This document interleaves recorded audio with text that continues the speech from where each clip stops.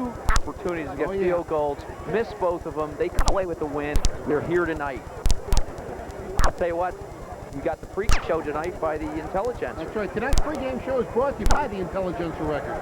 For complete game coverage, including team stats and photos, read the Intelligencer this Sunday. For home delivery, call 215-345-3020. That was an exciting game last week. Of course, the CB West game, playing Penn, had a chance to listen to some of that game, and I was shocked in 7-7. You know, that's the first time this year, other than at the opening kickoff, Central Bucks West has even been tied during the regular game. And it kind of got them a little annoyed, it seemed like, because about 5 minutes later, it was 28-7. Well, they're a good football team. I think good teams get down all during the year. In West, we haven't seen it very often. They got down a little bit last week. Big rally, come back and beat a very good Penridge team. But tonight, Bob, we talked about it earlier, it comes down to opportunities. I believe North Penn's going to have 4 or 5 opportunities to make big plays tonight, and they got to make good on them. Last time, they had a couple passes that were overthrown. Defensively, West took away a couple big plays.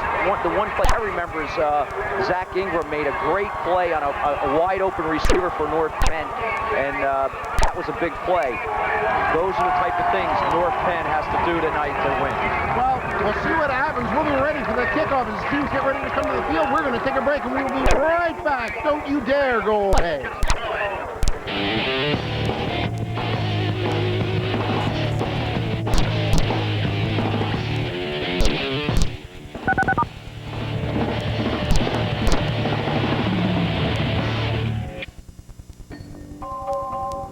Do you know who I am? Am I a P or a D? A Q, perhaps? Or a B? I am dyslexia, and millions of kids struggle with me every time they read. Call now to help your child manage his learning disability. There's no reason to be held back.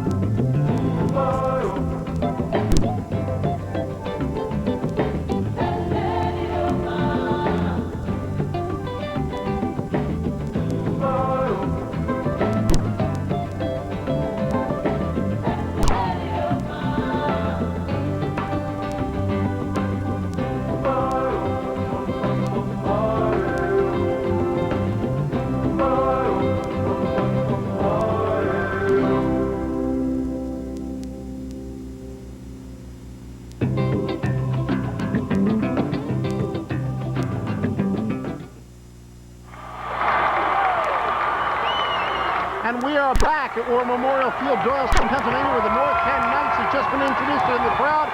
And here come the Mighty Bucks of Central Bucks West. The crowd stands for them as well. Tom, we talked about this. We started touching base about this.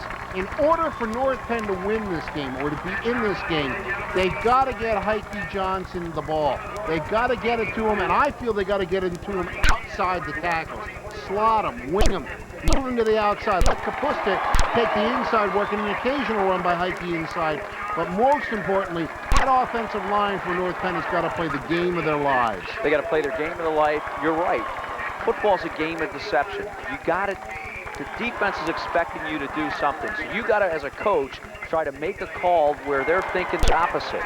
So generally what we've seen is a very basic approach by Mike Jr. in the game a couple weeks earlier. I think tonight he's got to try to throw on early downs, and as you said, try to get the ball as much as he can to Heike Johnson on the perimeter and see if he can get down the side. You know, they played it very close to the vest 2 weeks ago, and you wonder if he wasn't holding back.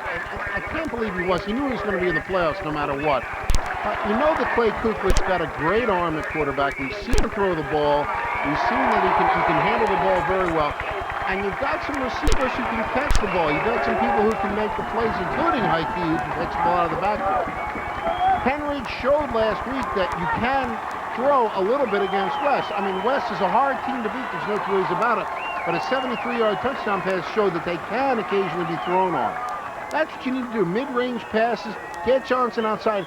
Spread that defense out. If he puts the big package in, make him run around Picciotti at the end. And your point, go back to the defense that West threw at him last time. They disguised an 8 or 9 man in the box defense.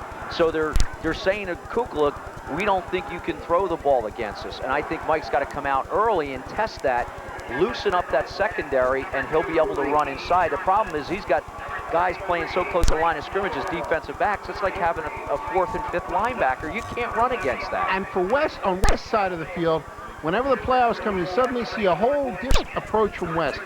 In the North Penn game, it was Picciotti, and more Picciotti. Last week against Penn Ridge, they spread it out. Let's take a listen to the coin toss first, and we'll talk about that in a moment. We had the toss earlier. CB West has won and is elected to receive. Okay? Fellas, go to your position. CB West will be receiving down here. West has won the toss. They will be receiving the kickoff. Right. That's where you're receiving down there. That's where you're elected to receive. Thank you. They will be defending the left goal. CB West has won the toss. Elected to receive. Gentlemen, shake hands. Bring your teams out and pull up. There is a little bit of a wind tonight. It is going from the right to the left, so that will be North Penn will have the wind in the first game. West will get the ball as we get ready. We talked about this last week. Phil DiGiacomo got into the game a whole lot. Had 91 yards. It was a big difference when it was 7-7. They pass the ball more. They tend to open it up a little bit more now that they're in the playoffs. Let's see if they do that against North Penn, or they just try and smash the ball down the throat on the first possession. Camburn into Giacomo, over 10 yards a carry, receiving, or 10 yards receiving the ball, and over 5 or 6 yards carry rushing the ball. Big play guys, and a lot of speed. You know what I think about Dave Camburn, Mr. Excitement. He really is. Tremendous play. They're getting ready for the kickoff. A reminder, this kickoff brought to you by British Brownies for a wide selection of chocolatey treats that make memorable and impressive gifts for your favorite friends, family, and business associates. Try Bridget's Brownies this holiday season. Call toll-free at 888-340-2040, or you can email them at www.bridgetsbrownie.com. Place your order today. We're ready for the kickoff. The kicker will be, as always, for North Penn, number 7, and that's Wes Hino's got a good leg. And back deep will be Phil DiGiacomo and Dave Camburn, both of whom have to be watched. We were saying earlier, DiGiacomo, 54 carries, 487 yards, just under 10 yards a carry, and Camburn, 36 carries for 400 yards, over 10 yards a carry. These guys could be a big part of this tonight. Hino ready to approach the ball. We are ready for District 1 finals. A high, deep kick. It's going to go into the end zone for a touchdown. A big kick for Hino, puts it into the end zone, no return. So CBS will take the ball on their own 20-yard line. And that's a big play to start off for them. You don't think, well, it's just a kickoff, it doesn't matter. It matters. It doesn't not a big return. They're going to get the ball on the 20-yard line. You got to give the edge, even on the kickoff there to North Penn. Big kick. Let's see if they can stop this machine offensively. Weather conditions right now, temperatures in the low 50s. The winds probably right flat at about 10 to 15 miles an hour. Could be a factor on 1st and 10. Oriole pitches the ball. Carrying it is DiGiacomo. He will not get out of the backfield. He'll lose yardage as North Penn comes in, makes a big defensive play, would not let him get outside. Dan Chang, DN, does a great job, stands his man up, forces DiGiacomo to try to cut it back inside. Lots more blue and white shirts on the football. North Penn, big first down play to stop West. And they got to play tough inside, try to take away that power game and force Oriole to put the ball in the air. And he's a guy that we talked about too, Bob, has really improved every game, and his ability to run and fake is outstanding. On 2nd down, backs are split, have a wing to the left side. Handoff goes, no, it's a pass. It's to DiGiacomo out to the left flat. He's got 5, he's got 7, he's got about 9 yards. He'll be close to the first down. Good deception by Mike Oriole. Got the over-aggressiveness of the North Penn defensive line in there. It's on DiGiacomo wide open in the left flat. It'll give him about 8 on the carry. Fakes Picciotti, and Picciotti does a great job. You got to give him the Academy Award, because as he goes for the fake, he bends down and makes the defense freeze for a second because they don't know if he has the ball. Oriole, nice fake, has it on his hip roll. Nice soft little pass to Giacomo, and he gets 7-8 yards, 3rd and 2.5. 3rd and long 2. On 3rd and long 2, it's wing left, backs in the eye behind Oriole. The handoff goes to Picciotti. He'll carry it. It's going to be real close. It depends on the spot. It's going to be very close. He's got to make the line. Let's see where they place the ball down. I think he's going to... Well, I'll tell you, yeah, it's the first down. He got the spot. It looked like he got the stretch out there. And again, we talked about this before. When you're 6'5", all you need to do is get a little bit of a thrust. You got 2 yards just by leaning forward. Put it out forward, did what he had to do, gets the first down. So Central Bucks West, after being stopped on the first play, has a nice pass play and gets the first down. Interesting, you saw Penn have a conversation with Oriole there. Into the game is Andrew Elsing. On the field, Bonnie Blattinger will be doing our broadcast tonight, our presentation. Bonnie, you've got something for us? What do you have? Hey guys, I spoke with the North Penn players before the game. They said, hey, the pressure's off of us. We lost it 2 weeks ago. CBW West is the one that has to prove that now, 41-game win streak. Chris McKelvey told me, though, at the beginning of this season, their team motto this year is to be the best, you have to beat the best. Here's their second chance. Back to you guys. Good job, Bonnie. And this, of course, thanks to you and thanks to Ben Trepkis, located at 145 West State Street, Doylestown, Pennsylvania. Your full-service men's store where custom clothing is made right in their shop. Custom suits, sport coats, shirts, and slacks. Now, 25 to 30 hours go into the construction of each suit. And you know you're getting the best. You can choose from bolts and cloth hung on the display in the showroom. Ben Trepkis for the best in men's clothing. We've talked about it many times. Len and the crew do such a great job over there. And CBS trying to do the job here. 1st and 10, the ball at the 30-yard line. On a timeout, unusual timeout early in the game, backs a split. Back to pass, Oriole. Rolling to the right. Doesn't have anybody, now a run. Chang slows him down, and they get him a gain of about 4 as Oriole, there was good coverage on the play, Tom. Oriole chose to run. He did a good job getting 4 out of it. Defense did a nice job to move as Oriole moved. Took away he was just trying to go to that little dump pass again that DiGiacomo was covered. Oriole did a nice job at the last minute to see that he had nothing, got 5 out of it. And here you see him. Got it here. He has DiGiacomo. You see him out here. He's covered. North Penn does a good job. Chang, you see him 50 there. Dive at the ankles. Doesn't quite get him. And Francis finishes him off. Second and 5. 2nd and 5. Backs in the eye. It is a handoff to the Picciotti, and he will get nothing. Oh, the center of that defensive line, led by number 45, Steve Francis, hammered Picciotti, and Picciotti is not used to being stopped like that. He was just belted. And Kapusta in there, his linebacker spot. Love this kid for North Penn. Plays fullback, plays that middle linebacker spot, fills the hole, stands Picciotti up, takes him to the ground. And this is first big third down play. Picciottti's a little shaken up on the play, and he's coming off the field. He was a little slow. He got hammered. And it looks like it's his hand. It looks like he got hit in the wrist or the thumb.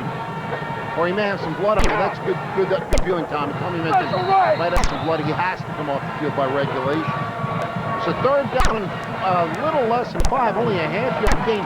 The running game has not been much early on for West. They've gotten the big play. Short flat pass to Giacomo on 3rd down. Backs in the eye, wing to the right side. Almost jumping off with North Penn, but they stay on side. Helena in motion. It's the roll to the left. Oriole cuts it up. He's going to be close to the first down, but this time I don't think he's got it. Again, Kapusta scrapes over there, takes him down. Also, Gill there makes a play. Oriole, nice play. It's a run all the way, and looks like North Penn looks like it's going to be short. It'll be interesting to see whether Penn wants to go for it here. Gutsy call early in the game. It's 4th, and they got about a half-yard.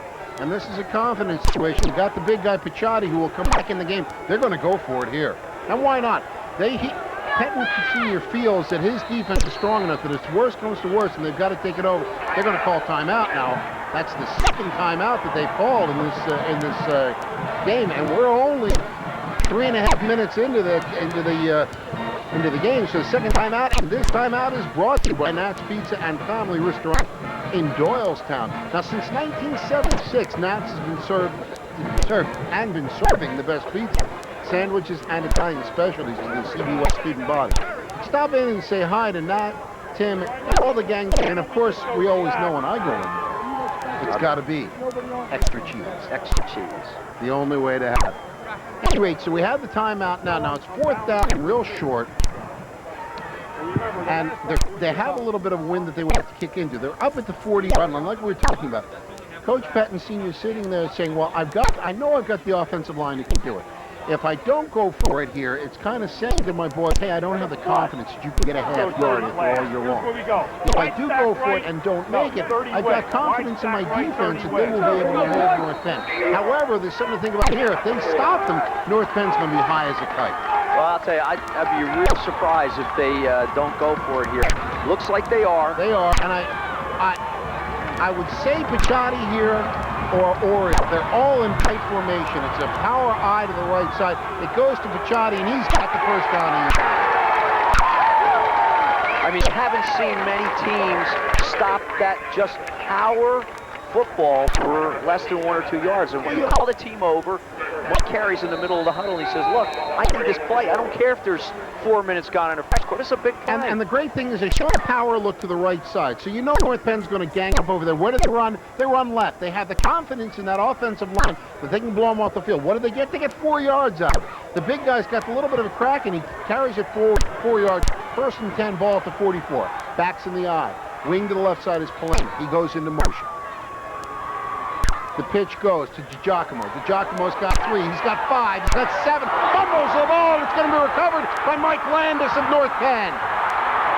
Oh, he fumbled the ball. He had the first down. The ball came loose, and Mike Landis was right there to make the pick up for North Penn. And the Knights will take over right near midfield. And how things turn on you. Phil does a nice job, hard run, cuts across the green, trying to make a play, trying to break into the open. The ball comes loose. Remember the game 2 weeks ago, he was the guy that stripped the ball away from Kapusta, which ended up being a big play. Here it goes the other way on him. Right here, you're going to see Gill knock the ball out right there. DiGiacomo not able to get on it himself, and is going to be recovered by the defensive back. North Penn on a run. On 1st and 10, it's Heike Johnson, cuts inside. He's got a couple of yards, but they did what we were talking about. They start moving Heike wide. He cut it in maybe a little sooner than he might have. He'll get a yard or so on the carry, but I like that for North Penn. You want to get him outside and see what you can do. Spread that defense around.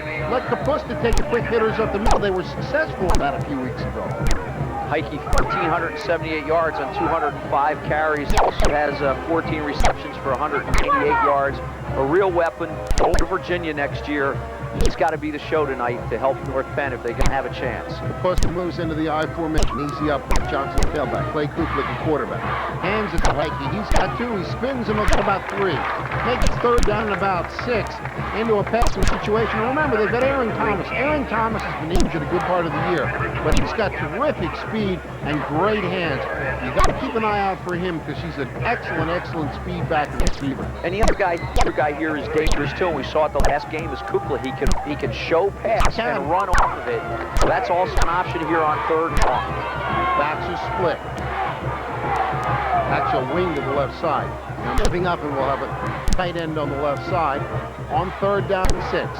It's a fake. It's a keeper by Kuklik. Good ball, Tom White. He breaks into the secondary. Cuts to the left side, inside the 40 to the 35-yard line. Plays Kuklik on a great run and a great call by Tom White. It's just a little it's kind of a midline. They don't run the option, but it's like a midline play where the quarterback will read what's going on, and it's his choice to pull the ball. There, I think it's an auto call. He's running that all the way. But again, they lead with Kapusta, and Heike Johnson follows him. The defense is saying, hey, we got to respect that. And he just pulls it in and goes the opposite way. That's a big play. 1st and 10, ball inside the 35 at the 34-yard line. Single setback is Heike Johnson. Kuklik under center. Takes the snap. It's a handoff to Johnson. Cuts inside. He'll get about 5 or 6 on the carry, but it looked like he wasn't going to get anything. And that's just that beef play that West likes to run. They get 2 guys, the 2 D-backs right up on the butt of the lineman, and it's just, I dare you to stop us. Power football, lineman burst off, 2 fullbacks up in there, and Heike's trying to find a crack. And that's a good first down play, 2nd and 5, and North Penn has momentum off of the turnover. 5:40 to go first quarter. Neither team has scored yet. West Palm will play their first possession. This is North Penn's first possession. I think they're going to have too much time. And this, if it is, this is a penalty that just kills you. It came from the umpire, so it's usually the timekeeper there. But it didn't seem like they took too much time. But let's see what we've got here. It might be encroachment, Bob. Infraction, black. Oh, substitution. An illegal substitution. I was wondering because it didn't seem like they took an awful lot of time. Yeah, it sure did. The back judge of the umpire is the one who calls it. He called it against West, and that's 5 yards. That'll give him another first down. This is something you don't usually see from West at playoff time. They are usually the right page, both offensively, defensively, and on the sideline, and that's a sideline mistake. So, first and 10, although they have fourth down on the marker. It is first and 10. They need to fix that. They got it. Okay. Now we have backs. Johnson actually sort of winged off to the left side. Kapusta the up back. Kuklik on first down. Gives it to Kapusta on the quick hitter. He's got 3. He's got 5. And that play worked for them 2 weeks ago. It works tonight. And it seems like the turnover has got West a little off balance, and North Penn has taken advantage of it. The offensive line doing a good job just firing off the ball, and the backs trying to run hard and get what they can. And they're moving this ball after the turnover down right now to the 24-yard line. 5:04 to go in this first period, scoreless right now. Backs are split behind Kuklik on the second down and a long 5. It's the counter give to Heike Johnson. He won't get much as the right side, or the left side of the defensive line, led by Mario Pelagno. Led by Pelagno.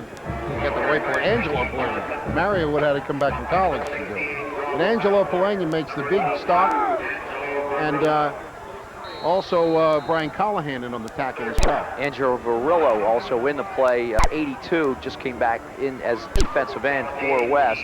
And here's a third down play, and third down plays generally the big ones here, although North Penn probably in 2-play territory here. North Penn's going to call timeout right now because they don't like the formation. They see Heike Johnson look around. He's the one who called timeout. He's captain of the team, so he made the call. They're on the right hash mark. If they're thinking if they're not going to get a first down here, try to run the ball in the middle of the field. They got Wes Heinzel. You know he's got a foot, so they might. And they have the wind. And a reminder that, of course, that this portion of the game is brought to you by Montgomeryville Cycle Center. Take some time to visit them at their new location, Route 309 in Hatfield. And, of course, this timeout is brought to you by Nat's Pizza and Family Ristorante in Doylestown. We've talked about them. They're great. They've been around forever. Super place to go. I'm going there after the game, as a matter of fact.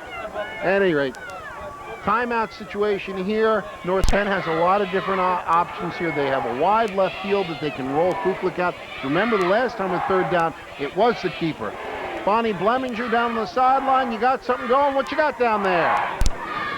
Guys, you're watching North Penn come out pretty strong. I'm standing next to one of the reasons that the defense and the offensive line looks pretty strong today. Chris McKelvey's father. Bruce, they have to stop the run game today. What do you think their game plan versus 2 weeks ago? Well, last time a lot of our guys were trying to tackle high. They were trying to tackle Bashadi high because he had a reputation for pumping up the ball. And he's just a big, strong kid. And if we're going to stop him, we're going to have to get low. He's just too strong to wrestle with him. I think that's the key. If I think if our line comes out and tackles him low and stays low, then they can take his legs out. They can take him down. And that's the key. We've got to stop him. No doubt about it.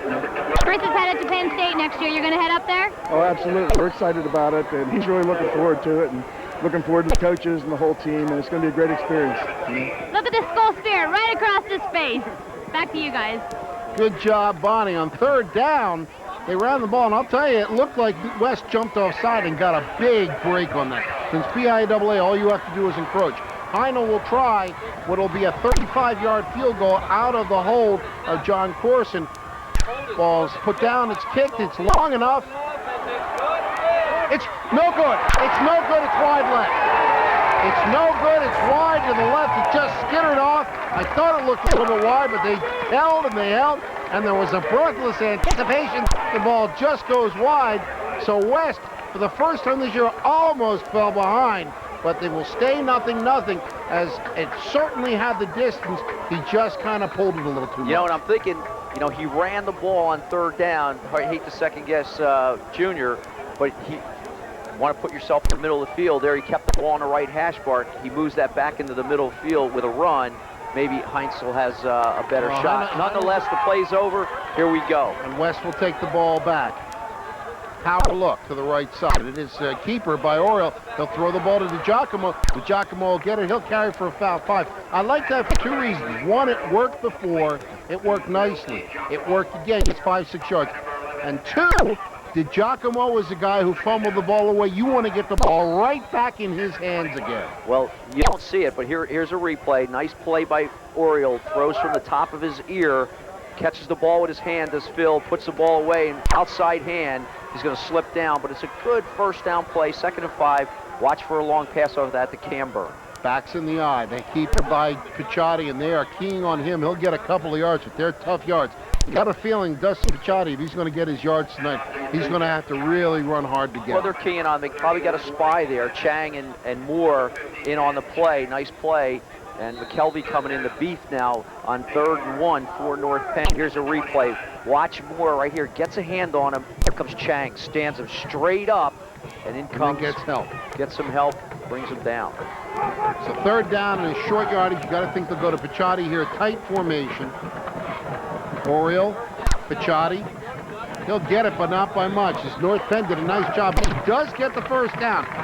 And Central Bucks West, the ball moving outside the 30 to the 31-yard line. We have 2:15 to go in the first quarter. No score in this District 1 final game. Now the winner of this game will go on to play the winner of the Hazleton High School and Abington Heights football team. Abington Heights up near Clark Summit, up near Scranton. And that game will be played at Myers Stadium in Wilkes-Barre, where CBW West has had some big victories in the past. So whoever wins this game will take on that game's winner. First down, single setback passing look. Rolling to the left is Oriole. Oriole looking, throwing, got a man in the middle. It's Camber and can't quite hold on. He had beaten Heike Johnson, just could not quite make the catch. Ran out of sideline, out of real estate. Nice play rolls. That's the standard flood pass. You get a guy at 5, another guy at 12, and a guy running the safety off at 15 or 20. And he just isn't able to get him the ball, but you'll see that play again. That's a big play. Wes loves that play. I was impressed at Camburn, and we know how quick he is. But you look at that. He beat a very good man in Heike Johnson on the play. He had him beaten on the play. Could not quite come up with the ball. Back split on 2nd and 10. Oriole. It's the counter give to Camburn, and they are ready for it. Oh, the center of the defensive line for North Penn stood him up, and again, your man Mike Kapusta right there. Also Matt Gill in there. Matt and his brother Billy Gill, the 2 twins from North Penn. Nice article in the paper this week about them. And it was interesting. Here you see the counter there. Here's 57. Watch him step up. Bam! You gotta love that. Yes, that's football. I'm telling you, great job there. So on 3rd down, it'll be 3rd and long. And of course, once again, we'll talk about it in a moment, but 3rd and long, rolling to the left is Oriole. He's going to look downfield. He's going to look for Camber, and he's under a rush. Now he's going to have to run the ball, and he'll get about 3 yards. Great defense by North Penn. Absolutely superb defense by North Penn. I looked downfield briefly, and I saw what Oriole saw. Nobody there. By the way, thanks for the replays, and thanks also to Doylestown Sports Nutrition and Tanning Center with 15 years sports and nutritional experience. Doylestown Sports Nutrition and Tanning Center is #1 in customer service. Billy Gill and Mike Moore in there. Good pressure on Oriole. Makes him cut it back inside. They bring him down, making him punt. James West with a punt. It's a line drive, and backing up for it is Aaron Thomas. Smartly decides not to go after it. Thought about it. The ball will roll dead at the 25-yard line. Good kick into a win by James West. Got the ball off. Thomas had it bounce in front of him. Thought about it and said, no, I think I'm going to let this ball roll. You know, I think about it, you couldn't have had a better punt, because if you get it up in the air, the guy's going to feel it. It was almost like a line drive, kind of had an odd spin on it. Thomas says, I don't want to stay away. And then when it hits the ground, it takes a West hop. If I'm North Penn's coaches, I say, okay, next time, come up about 7 yards. If he kicks it over your head, okay. At any rate, single setback, double wing now in motion goes Kapusta. He'll go to the up back position behind Clay Cookie. Heike Johnson, the tailback. Pitch goes to Johnson wide. Tries to get outside, and they string it out well. He'll get a couple of yards on the guy, but West, again, stringing the short side out well. And I'll tell you, this is turning out to be quite the football game. Picciotti out there playing DN, stands his guy up and just tries to keep Heike Johnson with his shoulders towards the sideline. He's dangerous when he squares those shoulders. Suppose they gave the ball to Heike and they have Aaron Thomas on the other side. Would you try a little reverse action?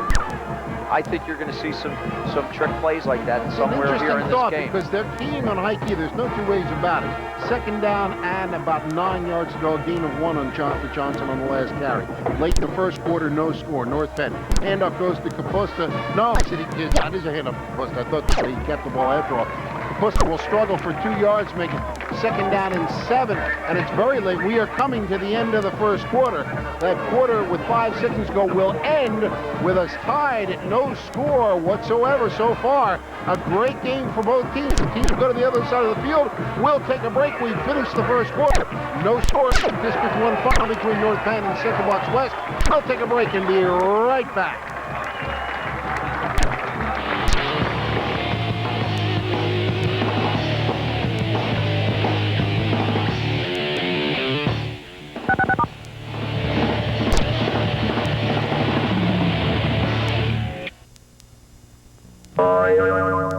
Got a mess? Call Wes. Don't worry. Got a mess? Call Wes. For 25 years, Wes Hibbert has been helping people clean up the dirt that everyday life can throw their way. Wes Hibbert handles all calls personally, so whether your carpets need a thorough wet cleaning or a careful dry cleaning, he'll be happy to schedule an appointment that's convenient for you. While he's there, ask Wes about the special way he can clean your leather upholstery. So for all of your cleaning needs, don't forget, when you've got a mess, call Wes. Have you noticed that no matter how careful you are at saving money, somehow it always seems to get away? Is it part of a larger conspiracy? Or is it that you aren't putting your money in a safe, secure place? Perhaps you should be buying new U.S. savings bonds. For as little as $25, you could be earning competitive rates. And what could be safer? You can even get them indexed to inflation. And with the new Easy Saver plan, you can purchase new U.S. savings bonds automatically from your checking or savings account. You choose how much and how often before they get to it. The new Easy Saver plan for U.S. savings bonds from the U.S. Treasury. Keeping your money just got easier.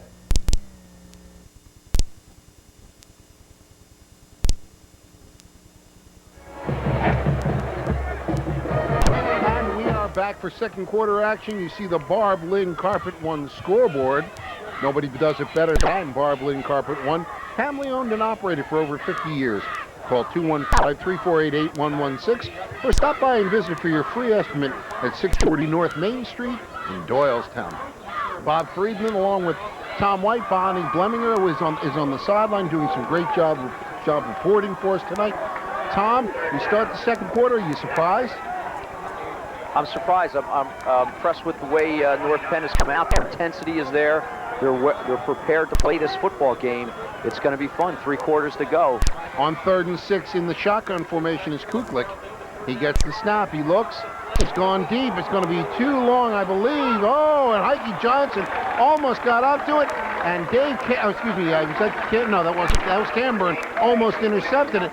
I'll tell you, Johnson put down an extra burst of speed and almost caught up to the ball. It'll be 4th down, and this time North Penn will be punting into the wind. Here it is. Nice flight on the ball. He gets a lot on it. Both guys there. Who's going to get it? Really overthrown. Camburn probably has the best shot of it. Does a good job to get as deep as the receiver, and West does a great job of their own on defense. Going to get the ball back in pretty good field position here. Punt is away. That's a high, beautiful punt driving to Giacomo back to his 25-yard line. He's up to the 30, cuts outside, and won't get much further than that. Oh, what a great punt by John Corson, who had his problems a couple of weeks ago by his own admission. But this time, into the wind, he drives the Giacomo back, and that punt coverage team was right there. Central Bucks West will start on their own 31-yard line. Great punt by Carson. He really keeps his team in good position defensively, because if he kicks that ball any less than that, DiGiacomo gets a little bit more of a crack. He could bring it up over midfield, but he makes a great kick. They're going to get the ball just over the 30-yard line. Let's see what West does with the wind behind them in this quarter. There is, to say, a little bit of a wind. It's going about 15 miles an hour. Backs are split behind Oriole. Polenia goes into motion on 1st down. It's a pitch wide to DiGiacomo, and he will knock it out of the backfield. He will knock it out of the backfield. Dan Chang with a big hit. A huge hit for Dan Chang, and that big hit is brought to you by the Body Shop at Holbert Motor Cars on Route 611 in Warrington. From a minor ding to major body work, the Body Shop at Holbert's can get any make or model back in the lineup fast. And in the lineup was Dan Chang. Look at that arm strength. Chang does a great job there. Again, as DN spot, his responsibility is contained. Don't let anybody get outside. Does it there. And big play on first down. West with a loss on the play. It's a counter give to Camber, and here he comes, Mr. Excitement. He's got one man to beat, and he's caught from behind.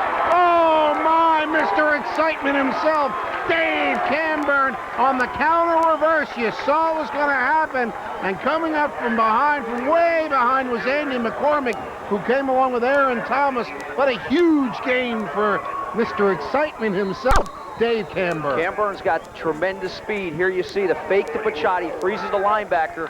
Camburn's coming outside. He's got a couple blocks out in front of him. Ball in the outside hand. Pauline out in front. Mitski, Showalter right there, 50 in front. Big play. Picciotti. First down, here comes Picciotti. He's got 6 or 7, and here comes West. That play, I'll tell you, got to put some kudos out so far. The camera work by our people. If there's anybody who has better camera people than we do, I haven't seen it yet, and that includes the networks. They do such a great job in that long pass. You saw the flight of the ball through the night air. You saw Camber, and you were the only one who was able to tackle him because he was coming right into your living room. Picciotti on that carry gets 7 big yards. Andrew Elsing into the game as a receiver. Interesting to see. Got great speed at his DN spot. See if they throw him the ball. On second down, it's Picciotti. He struggles forward. He'll be close to that first down. If he doesn't have it, he'll be shy by about a half a yard. And of course, we didn't talk about the weapon, as it should be. Looks like it's going to be a first down. We'll see where the possession goes. But again, Ted Kenyon, the past 2 weeks they've run that play. He's wide open on passes for touchdowns. They're going to measure for the first down here as the officials bring the chains in. Tom, that play seemed to electrify the crowd and get the West team running. And I'll tell you, what set that up more than anything else was Orioles' deception. He shows the handoff, freezes the line, just rolls by and just tucks the ball casually into the stomach of Camber, and you saw all he had to do was stay on his left. Kenyon was wide open. Stay on his feet, and he was right there around. Camber just had nobody on the left side of the just a super job by Oriole. And you don't always hand those cues out because, you know, he just hands the ball up and say, but a bad handoff can make a whole lot of difference. So first down for CB West, the ball now down to the 33-yard line of North Penn. No score in this game in the second quarter. West with the first sustained drive of the game. Hand up to Picciotti on first down. He barrels into people. He'll get 5 yards, and this is the Picciotti we're used to seeing, knocking over people, getting 3, 4, 5 yards to clip. I'll tell you, Gill is really playing some football. 53 comes up, and he really lays some leather on Picciotti. Picciotti, you see his head jerk back, but his elbow is just so big and strong, eventually able to spin out and get the extra yardage. I'll tell you what, I am so impressed with the intensity of this North Penn defense. They come to play tonight. They are there, and they are giving West all they can handle on second down. Handoff, good. No, it's a keeper. Keeper by Oriole. Ball's on the ground again, and Oriole picks it up. He was going to the outside. They stripped the ball away. Oriole was fortunate. He got the bounce. He'll lose the yardage, but they get to keep the ball, but it's third and long. You talk about the intensity of that North Penn defense. Here you go. There's Gill. Great block by Showalter. The ball gets knocked out of Orioles' hand. Heads up play by Michael to get on that ball. And here comes some of the speed merchants for West. Camburn in, DeGiacomo in, and Kenyon in the game. I haven't seen him in much, but he's spread way wide out on this play. That's wide on third and 10. Oriole with a single setback. Rolls goes straight back to Penn. Throws over the middle. Got Callahan wide open. Down at the 10-yard line. He had Callahan wide open for the first down. Callahan doing a little dance. You were singing that song before we started, Bob. Doing a little dance there in the middle of the field after he catches the ball. Callahan's a big guy on defense. Doesn't get a lot of chances to catch the ball. He's wide open in the middle. Makes a nice little move after he catches it. Try to break a tackle. If he does, he gets in the end zone. But you gotta love that. But again, Mike Oriole, probably the most underrated player on this team, makes another big play on first and 10. Ball at the 11-yard line. Handoff goes. We are on Route 33, of course. This is Patty Pike. He'll get about 2. Dustin Picciotti will take it down. Actually, we're a little bit outside Picciotti Pike. We're now outside the 10, so any more, though, DeGiacomo will take it occasionally, so will Oriole, but we are on Route 33. There's no two ways about it. Offensive line starting to pick it up. Mitski, Showalter, Bear, Nick Daly, Matt Carey, those guys, Ryan Blumgren's fullback spot. On second down, they can't get a first down without a touchdown. It goes to Picciotti. He won't get much on that carry. So now they're third and long. And West is not used to seeing this. And I'll tell you, there's Gill again. He hit him so hard, he had to stay down for him. Watch the hit on this play. This is football at its best. 53 is going to show up the screen right here. Look at the hit. Hits him low, too. That's the other thing.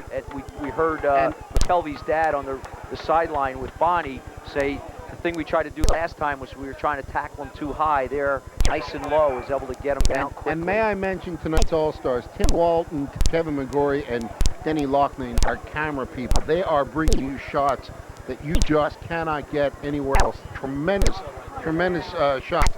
And the timeout, of course, brought to you by my friends at Nat's Pizza and Family Restaurant.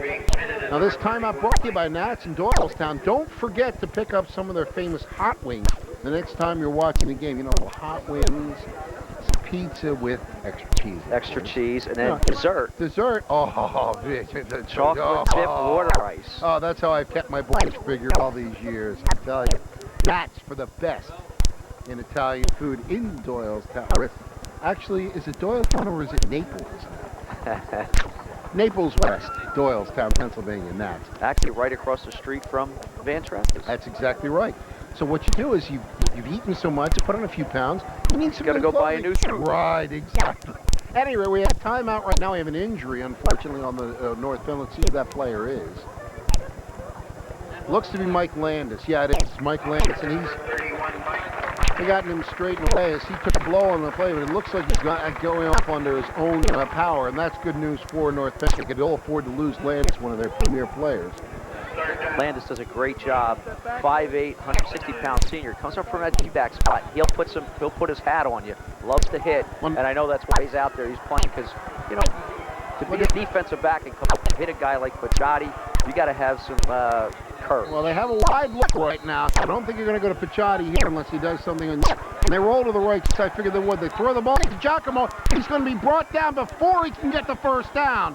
He really he got hit, and he rode the defensive back who that was on him. I think it might have been number 45. That's Francis. Steve Francis. But he got close to the first down. Now let's see what they do here. They can kick the field goal. They certainly had the kicker to do it. And I see right now, coming into the game, that looks like the beef backfield coming in. Yeah, it's the strong backfield. So they're not going to go for the field goal. I'll get it right. They're going to go for the first down. Fourth and short. Palena in the backfield with Picciotti. It's a pitch to Picciotti. He catches it in the end zone. Touchdown, Central West. They put the power look on and they go right through the defensive line of North Penn. And West draws first blood with 6:18 to go in the first half. They lead 6-0. And you know, they recover from that turnover. North Penn misses the field goal. They get the ball back. They hold, get it down there. Nice drive. You got to give a lot of credit to Oriole. Really did a good job. Play before he makes that pass to Callahan. He almost puts it on the carpet and turns it over, but he's able to turn around. Tumbledy for the extra point. It's up. It's good. And the Bucks take a 7-0 lead on a game North Penn team, but this game is far from being over, folks. And a reminder that this touchdown again brought to you by Holbert VW Porsche Audi. Now score a great deal with a new VW Porsche or Audi from Holbert Motor Cars on Route 611 in Warrington. Since 1954, the Holbert family have been providing you the kind of personalized attention that you'd expect to receive from family.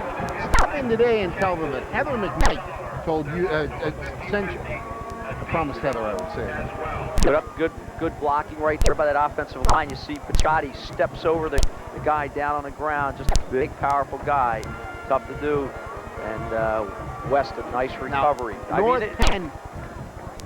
Well, we'll talk about that in a moment. Right now, Bonnie Blumington on the field. I see you got a couple of people with you. Who you have there, Bonnie? It was Oriole to Picciotti, though, right? Hi, guys. How you doing up there? We're having a good time down here. Recognize these faces? Mike Oriole's parents, Cindy and Paul. We talked to Mike after the game last week. He said, CB West, the CB West success is not in the jersey, it's in the person. But they were always running scared, he said. How comfortable and confident was he coming in tonight to play North Penn again? Mike never really gets upset. You know, Mike, his whole career since he was 7 years old, always played in tough games. So he just really never gets upset. He just is really excited about playing. This is your third son now to play successful high school ball. Are you excited about this? And who do you think is the best out of the three? Who's the best out of the three of them? I can't say that. Back to you guys. They're all good. Good job, Bonnie. Of course, that's brought to you by the good people of Ventresca's Menswear. We talked about them. They are the best around. Ventresca's. Go see them real soon. The kickoff. Oh, a low kickoff. Look at that. Whoa, look at that kickoff. A short, low kickoff caught clean by, see who that was, number 44, Josh Kelchum, who caught it and did the smart thing, Tommy. He went right down. They got great field position. It looked like they were trying an offside kick there. Well, you got to like it. Kelchum, he's a senior, 6 foot, 180-pound fullback and D lineman. His senior year, get a chance to touch the ball. That's awesome. Now, North Penn has got to maintain their composure. They're still very much in this game, and a good drive will help them. Heike Johnson will take it for 5 tough yards on first down, and he hit that line blasting. And he got hog-tiled. Looked like Callahan got him around the top of the head. You got to be careful he doesn't get a mass call. A big, tough play. And I'll tell you, they've had some success running the ball on first down against West. It's not something you've seen all year. They got the ball down to the 10-yard line. They had a field goal attempt that just went wide left. They've moved the ball against the Bucs so far, and they get 4 yards on the first carry. Backs are in the eye. Wing to the right side is Raymond McKnight. On second down. Handoff goes to the up back, Caposta, and he'll take it for another 3, make it 3rd and 3. So they're just trying to do it right up the gut right now. Well, you've seen him run that bootleg off of that play. No Kuklik's going to keep it at one of these times. And here's a 3rd and 4 play. Again, we haven't seen him put the ball in the air. Is he going to do it here? Being interesting, he's going against a little bit of a wind. You can feel the breeze in the box here. The backs are split. It's a tight look.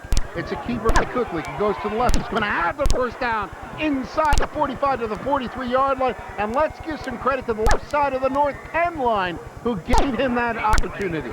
That offensive line, Matt Gill, Chris McKelvey, Matt Gill, and the rest of that offensive line, Nick Burren, and Billy Gill, and Dan Changer as well, that offensive line. And they've done a good job all night. They've shown that they could run the football against this tough West team. Not many teams have done it all year. Joe Talese is in wide left. To the right side is Aaron Thomas. Backs in the eye behind Kuklik on first down. On first down, the handoff goes to Caposta. He busts up for about 4 yards. And this is what they want to do, get 4 and 5 yards. They're going to say they say that his knee touched after about a gain of 2. I got to tell you, so far it seems like North Penn is not getting some great spots on this on these drives. I've watched them put the ball down. They looked a little longer of a gain than what they got there, but we'll call second down and 8. Polina, Bowser, Callahan, you hear that name all the time on this defensive team. Those guys are always there.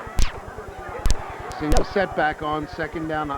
Wing to the right side is Heike Johnson. Kuklik with the keeper, and he struggles. He'll get a couple. I don't know if that was a blown play or what, but if it was a called play, Central Bucks West did a great job on defense. It's like a quarterback draw. You faked everybody going through the line. You pull it out, and you almost delay for a second because everybody's bombed. They think you're giving the ball away, and then you burst off of it. We've seen him very successful. And see the fake here. He kind of hides it on his hip, and then he's going to burst up here. Good block there by McKelvey. Look at that ball cone out of the top of his hands. Lucky he didn't lose it. And it's going to be 3rd and about 7 here for North Penn, and they're going to call timeout with 4:02 to go in the second quarter. And a reminder once again, the Montgomeryville Cycle Center has sponsored this quarter, and they invite you to stop in at their new location just off Route 309 in Hatfield, Pennsylvania. You take a good close-up look at one of the West players. That looks to be Angela Kalania, possibly. No, it's not. It's number 14. That's Sean Wilson. That's Sean Wilson up close there. You see Sean Wilson, a senior, coached him on a couple teams at Warrington. His dad, Howard Wilson, sitting right in front of us. Big supporter of the team. You got to give credit to a kid like that. Has played all 3 years as a senior. Hasn't lost a game. Hasn't had a chance to play as much. But I'll tell you what, he's hungry. He's a team player. Great kid. And you know, congratulations. Any relation to to the Wilson boys who were on the offensive line? No relation. No relation. Just thought I'd ask. Yep. Wasn't sure about, so many talk about that. Mike Oriel's family, they have kids who played for West. It's a family affair at West, and it's a family affair at North Penn, too. You have players who have played together for years, and it's the same thing at West. You look through that team, we've talked about it so many times. Blumgrens to start out with. You got other players, you got the Potters, Corey and Gavin, and it just goes on. At any rate, on 3rd down and 6, backs are in the eye. Timeout taken by North Penn to talk about it. Now moving in motion is Kapustik. It's a handoff. Heike Johnson. He struggles. He's got the first down and then some. A great run, and again, a great job by the left side of the offensive line for North Penn. Johnson follows, cuts outside, gets inside the 30, and West is just not used to having this under them. On 3rd and long, it's usually money in the bank. North Penn playing a superb game. They trail 7-0, but they have moved the ball smartly against West both times they've had the ball. So it's 3rd down, 1st and 10 rather, for North Penn. Ball at the 29-yard line of CB West. We have 3:40 to go in the first half. 7-0 Central Bucks West with the lead. Man in motion is Raymond McKnight. The handoff goes to the left side to Heike Johnson. Oh, and he fell. Oh, Angelo Pellegrini drives him right out of bounds. Well, you saw the defensive line. Very interesting. As the guy went in motion, they actually moved towards the short side of the field, and that's where the football went. And Polina, he was stunning to that side, and he was there before Heike Johnson could get outside. He sticks him. And this, we've talked about Polina all year. He's just so tough, so strong, and quick as Absolutely. a cat. It looked for all the world that Johnson was going to get outside, and all of a sudden this streak came across number 44 and blasted it. Loss of a yard on the play. McKelvey now, not sure where he's going to line up. He finally gets into his position. I think North Penn's going to have to call a timeout, and some confusion there. The flag will fall. Let's see if they called timeout before this. Now they called timeout. Now the flag came down. Let's see what we have here. Are they going to call delay a game, or are they going to say they called the timeout in time? Let's see. Well, I'll tell you, the North Penn coaches aren't happy if they call the penalty. They're all over the official. They're throwing it. Mike Jr. is just throwing his hands at him, and they're going to get him for it. Ball foul. The ball start on the outside. Ball start. So they must have called some type of signal there. They're going to cost him 5. It'll be 2nd down and 16 now instead of 2nd and 11. You saw McKelvey was having to hit some confusion. He lined up, and then they stood up and called timeout. Well, it's 2 people in motion at the same time, and that you can't do that. So you had a motion penalty, and now a timeout is called by North Penn as they want to get everybody on the same page. Tom, this is the first stutter that you've seen North Penn take, and it's tough to say that. How can you say that for a team who's trailing? But again, you're playing the top team in the state, at least by every writer who's talked about it, and they're staying right with them.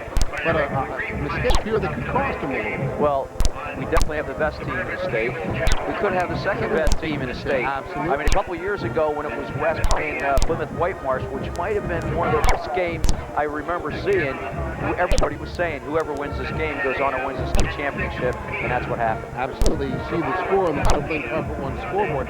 Nobody does it better than Barbling Carpet One, family owned and operated for over 50 years. Call 215-348-8116 or stop by and visit for your free estimate at 640 North Main Street in Doylestown. While we're visiting, let's visit Bonnie Blaminger. What do you have down there, Bonnie? Guys, this rivalry brings out the alumni from all over the country standing next to me. Well, all over the state, maybe. It's Tom Parentoli, quarterback for North Penn 2 years ago, graduated at 98. Watching the team this year, you were here when CB West was just beginning their now 41-game win streak. Was it ever intimidating facing these guys? I think it was a little bit. You know, they're known nationally.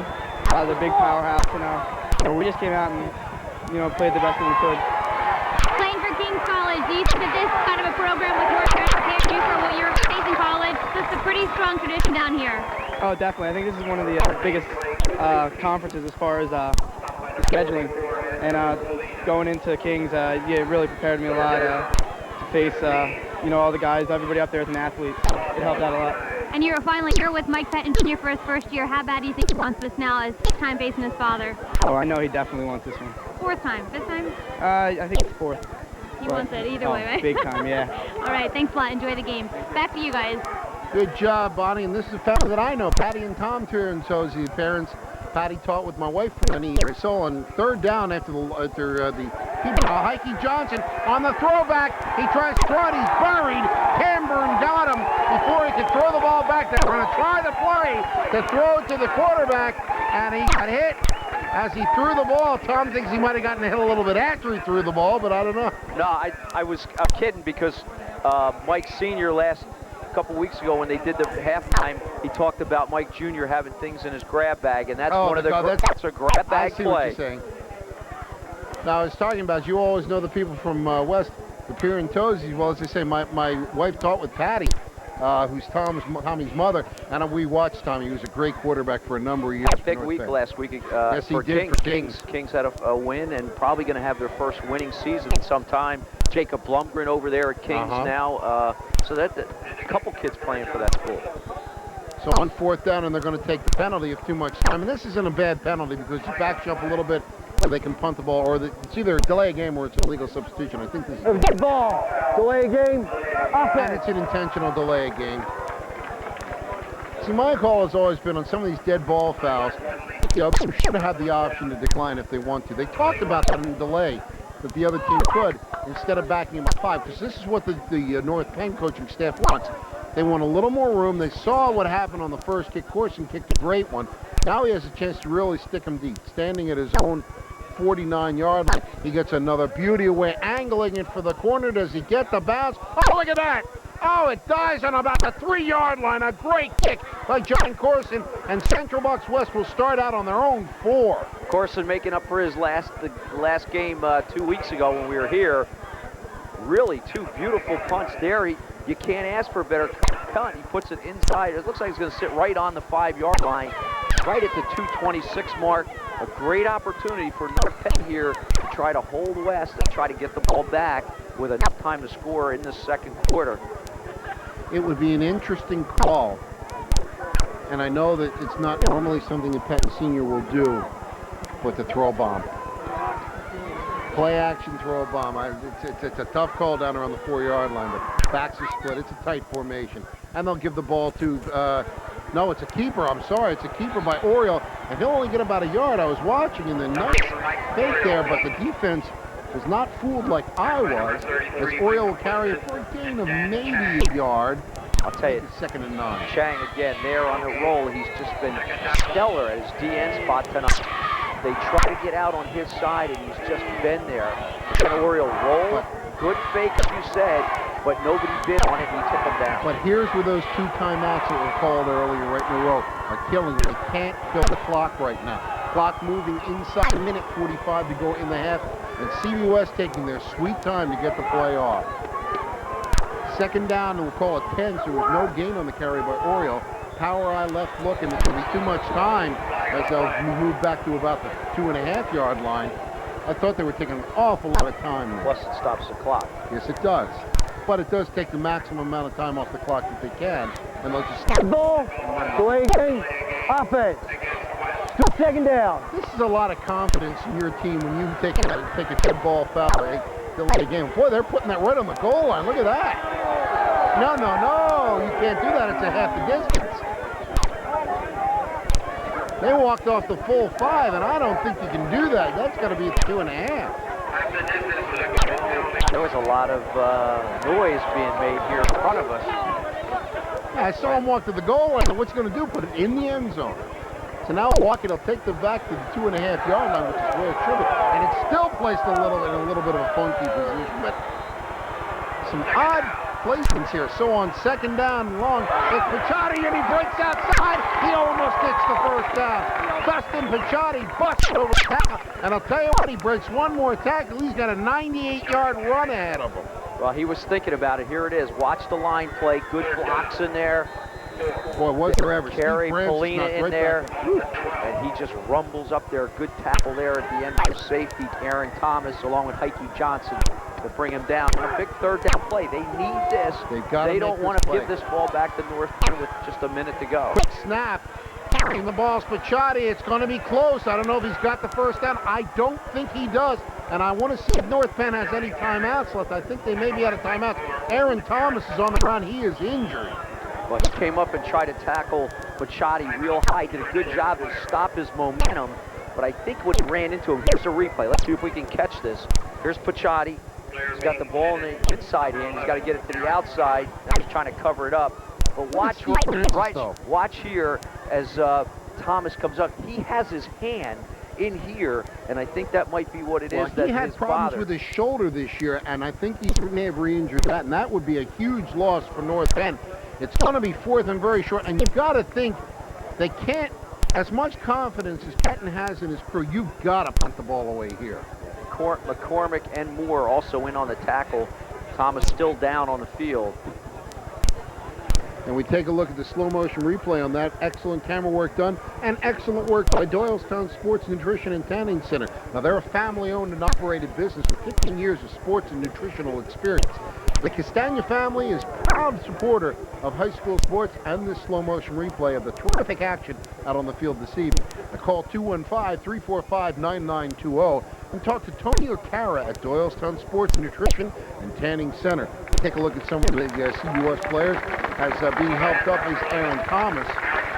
And you hope he just had the wind knocked out of him. They were working on his upper body. You hope it's not something with the shoulder there, and you do hope, no matter who you're rooting for, he can come back into the game. A great player for North Penn, and he would be sorely missed on both sides of the ball. So on 4th down, let's see if they go for it here. And they are.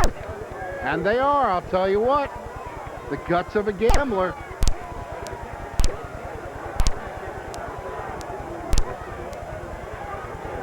They're all in tight on 4th down, so let's see what happens here. Now they may try to just throw him offside here, but let's see. I can't believe they would do that.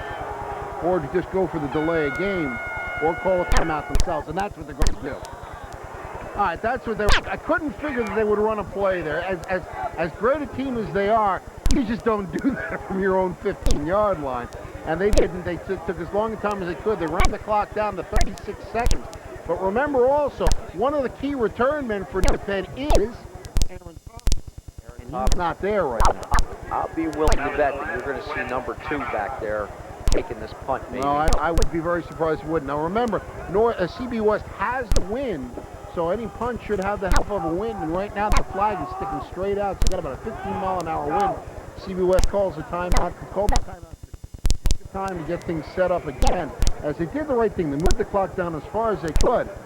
North Penn now has to decide, do we want to try a block or do we want to try a return?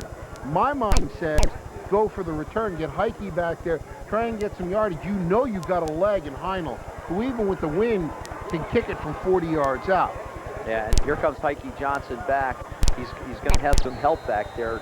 Zach Thomas is back there, and I wonder if he's related to Aaron. I don't believe so. I don't think so either. On 4th down, James West, who has been inserted in that punish position the last several weeks, he'll stand back at his own 2. Good snap. He gets it away. It's an end over end. It will be fielded by Thomas at about the 45, and he'll step out of bounds about the 40, and North Penn will have 28 seconds to try to get about 15 yards. A smart play by Zach Thomas. He had an opportunity. Maybe it looked like, I'm going to try to cut this across the field. Did the smart thing. Field the punt, get what I can, get out of bounds, stop the clock. And they got 28 seconds to try to get close. Obviously, maybe you're going to try to get it down the field to score a touchdown. But if you can get 15, you want to get the ball 20 yards or so, 25-yard line to give Heinel a shot. Heinel can kick it. Yeah, they want to get to about the 25-yard line to at least give him a shot. There is a bit of a wind in the face. There's no two ways about it. But Wes Heinel has got a big, big lift. The only thing that's hurting him now is Thomas Aaron out of the game. So we got a new receiver in there. North Penn, Joe Talise in there, the quarterback. And off the shotgun, rolling to the left, Delaney after him. Pichotti after him, rolling outside. He's going to step out of bounds, no gain. That moves the clock down to 20 seconds to go, as the coverage was excellent there. I'll tell you what, sometimes you think about a kid making the effort that Kukla makes on the time, because Feline is on his tail, and he does a great job to only lose a yard. He could have lost 10 or 12. If they come back and get a big play after that, not only that, you don't look at that as being a big hustle play, but that's a great hustle play. He got out of bounds. And he gets out of bounds. And that's critical. Now, he loses a yard, but that's inconsequential at this point. Again in the shotgun. 1 second and 11. 20 seconds to go in the half. Back to pass. Under the rush. Steps out. Elsing hits him. He goes to throw the ball. Andrew Elsing came up and hit Thomas through the ball. He's gone deep, but Elsing, once again, he's one of these unsung heroes who makes the big play at the right time, and he was right there. Showalter 50 also there, and you're right, the little things about football games make a difference there. You know, he's just able to get his arm and knock it free. Who knows where that ball goes? He's able to get a free throw. Heike Johnson goes wide to the right side. Canburn on him, and West is back there looking at him too. In the shotgun is Kuklik on 3rd and 11. Rolling to the right. Look, he's going to run it himself, or is no? It's a fake. It's a fake. They did a direct snap to the up back, and again, I was fooled, but the CB West line was not. The clock will run down. We have finished the first half of action, and it's about as tight as you can get at the end of the first half. A score that will raise a few eyebrows around the state. Central Bucks West 7, North Penn nothing. We'll take a break and be right back. Don't go away.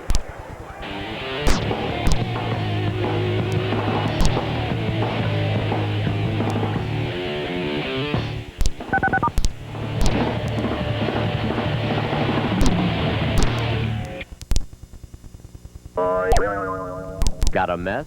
Call Wes. Don't worry. Got a mess? Call Wes. For 25 years, Wes Hibbert has been helping people clean up the dirt that everyday life can throw their way. Wes Hibbert handles all calls personally, so whether your carpets need a thorough wet cleaning or a careful dry cleaning, he'll be happy to schedule an appointment that's convenient for you. While he's there, ask Wes about the special way he can clean your leather upholstery. So for all of your cleaning needs, don't forget, when you've got a mess, call Wes. Welcome to a land of law, a place ruled by the dinosaur, where cactus-clad mountains spew lava, smoke, and craters hide inquisitive folk, where wise old turtles share their views on creatures with red vests and powder blue shoes. There's so much to Galapagos, so much we could say. 'Twould be most preposterous if it all went away. What do you want to leave your children? The story or the place that inspired it? Since 1961, World Wildlife Fund has helped safeguard thousands of species like these. Animals which can be found nowhere else on Earth. But in areas like the Galapagos Islands, we need your help to do more.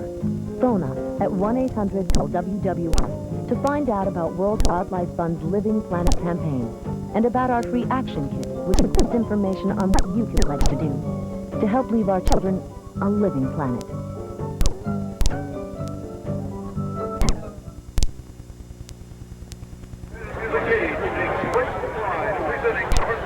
See some of the cheerleading equipment for the CB West team as we're at War Memorial Field in Doylestown, Pennsylvania. Bob Friedman along with Tom White, and on the sideline, and I think she's ready to report Bonnie Blinker, and she has none other than mother and wife Joyce Patton. Bonnie, take it away. Guys, family rivalry, aside from the coaches themselves. I'm standing next to the lady that's probably interviewed the third most between the three of them. This is Mrs. Patton Sr. This is the 5th time you've had to sit through this kind of an emotional roller coaster. Does it get any easier? No, it certainly doesn't. It's difficult no matter who wins or who loses. It's in the family, and my heart celebrates with the winner and consoles the loser. It's tough. When these guys get together, do you hear them talking about football or not? Or does the father ever give the son any notes, or vice versa? They do a film exchange, and they do talk about mutual opponents. This week there was very little contact, which is understandable. Did you think you would have to go through this again 2 weeks after? I mean, it was so hyped. There was people and TV, and you were being called a week twice within 2 weeks. This week was a lot easier. There was not the media hype that there was last time, and it seems a little more low-key. And then just within our family, we had a new grandson born on Wednesday. And congratulations. Took precedence over the game, yeah. Of course. It brings things back to reality, I guess. It certainly does. What did they name him? Andrew. Andrew. Andrew. You also have another grandson who's 2 or 3 now? Yes, Michael Ryan? has a little boy too. Right, Yes. 2 years old. Yes. And we were saying a few weeks ago that it probably wouldn't be a surprise if, given this family's history, you saw Ryan in 30 years across from his father, Mike Patton Jr. How would you feel about that? I'd be delighted, but I think his mom has other ideas about what he's going to grow up to be. She would finally know how hard it is to be you. Yeah. Now, after the game, win or lose on either side, who do you go to first? My husband. The love goes to the husband, huh? Absolutely. And then a hug is fun, too. Yeah. After the game last week, or during the game last week, Doylestown, a tough competition for North. They pulled it out again. Was it probably just about as hard for you and your husband to watch that as for the both of you to watch this game? Yes, it was. It was one of the most exciting games I think either one of us has ever sat through. So we were rooting for North Penn and delighted that they won, even Penn would be here tonight. Yeah, of course. Well, afterwards, we'll give you an Alka-Seltzer, okay? I've been eating my Rolex. Thanks anyway. Thank you very much. Back, guys. Great job, Bonnie. Only one quick question is new grandson Andrew. I wonder who he's rooting for right now. See the picture? That button on she had coach there. Well, I'll tell you what, North Penn Marching Knights are about to take the field with a great halftime performance. We're going to take a quick break. We're going to talk about this half of this first half. As exciting a first half as you can get. We'll take a break and be right back again. Don't let her go away. Bridget's Brownies offers a selection of memorable, impressive, and delicious gift boxes of brownies for your favorite friends, most important clients, and dearest family members. Or perhaps treat yourself to something very special. Our rich and decadent versions of the classic American treat, made with local ingredients and a blend of free, superior Belgian chocolates. Call 215-340-1000 and order your Bridget's Brownies today. For all the color and excitement, the real story behind the action, turn to the sports pages of the Intelligencer Record. From local youth sports results to local high school action to the pros, it's all there every day in the Intelligencer Record. Plus columnists, game summaries, stats, box scores, and all the inside info you want about your favorite teams and players. Read the Intelligencer Record every day. For delivery, call 345-2020. And we are back at halftime where the score is 7-0. Central Bucks West leading North Penn. Halftime report brought to you by the Intelligencer Record. For complete game, including game stats and photos, read the Intelligencer this Sunday. For home delivery, call 215-345-3020. Before we start our halftime analysis, Tom and I have a couple things we want to talk about. First of all, very sad news in the North Penn area. A long-time personality in the North Penn area, Clint Kratz, passed away earlier today. He was with Yoakum Ford for years, for over 30 years. Well-known and well-loved personality nicknamed Humphrey. It was just a great guy. Passed away suddenly, and it's a great loss to the Lansdale and the North Penn and this whole area in the northern Montgomery and Central Bucks. He will be missed greatly, and our hearts go out to his family, but he gave the community an awful lot in the time he was with us. And Bob, I just want to say, we want to wish Pete Uroma well. Pete, very ill right now. Youth coach in the area, just played at East. But a lot of the kids here asked last week after the Penridge game, signed the ball and gave it to him. Pete, our prayers, we're pulling for you. Hope you come through with flying colors. And Tommy White, not you, Tommy, your son, Tommy. We're glad to hear that you're a Penn. Our hearts were worried about you, but things are working out well. And for the White family, who's standing next to me, his wife, his children, Tommy, take care of yourself, and do me a favor, drive a little bit, a little more carefully next time. Now we can say that. Right. Let's talk about things at hand. We have a halftime report right now as the North Penn Marching Knights entertain us on the field. Tom, I'm not going to sit here and say, are you surprised? We're both surprised. There's no choice about it. As North Penn is, everybody kind of looked at each other and said, well, Well, I think everybody's mindset was this. Last year, a close game, 13-12. Second time they did the playoff as a blowout. Yeah. So, same kind of thing. The first game was a pretty close game. And everybody's thinking, okay, notice what they're going to do. We talked about the whole half. This is a Penn team to play for tonight. Absolutely. The intensity, the hitting, they just have not backed off in any way.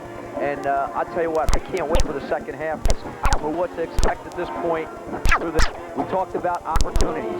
North is going to get about 2 or 3 opportunities. They got one in the first half and didn't make good on it. West got their opportunity. They made good on it.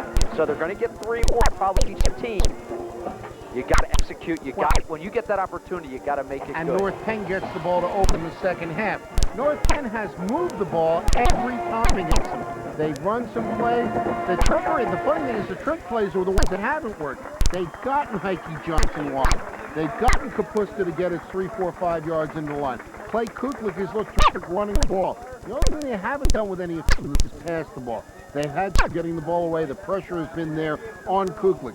On the other side of the field, Michael Brill has just been spectacular. This game, this deception and handing the ball off, brilliant pass to Brock Callahan to set up his touchdown. You just really, and the Callahan with a little dance afterwards. West has the lead, but they know that they've got their hands full tonight. This is still very much anybody's ball game. Absolutely, and you said it. They get the ball to open the half. That's their opportunity. They got to take the momentum right from the beginning and try to go down and get points. That would be huge to be able to do. If they come out and get 3 bigs and have to give the ball back to West in good field position, West right away would take momentum back, and if they go down and score, even though it would only be 14-0, that would be a huge lead at this point. Absolutely. So we'll see what happens before we break for half. As is an annual event, if this is playoff time, it's got to be my soccer team. My girls' soccer team won their 5th straight championship this past weekend.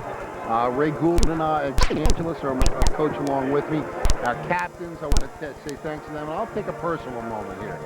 My captains, Sarah Harper, Lucy Kelleher, Mary Therese Motley, Megan Klein, and Amy Miller doing a great job captaining the team.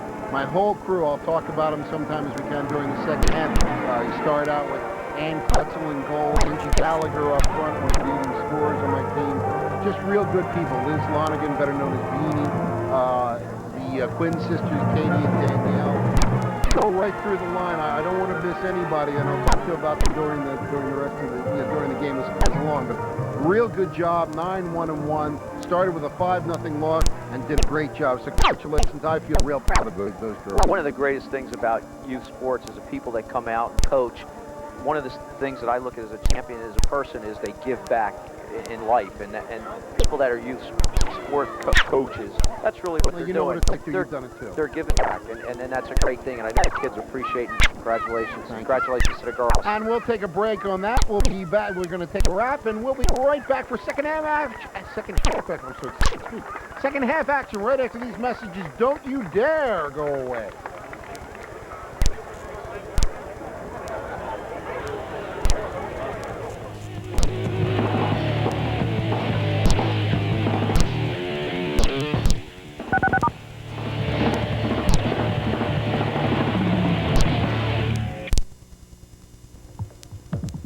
Think you've seen it all? Think you can. It's your life. Live. It's your time. Use it. It's your future. Protect it. Airborne Reserve. What a way to spend your time. 1-800-257-1212.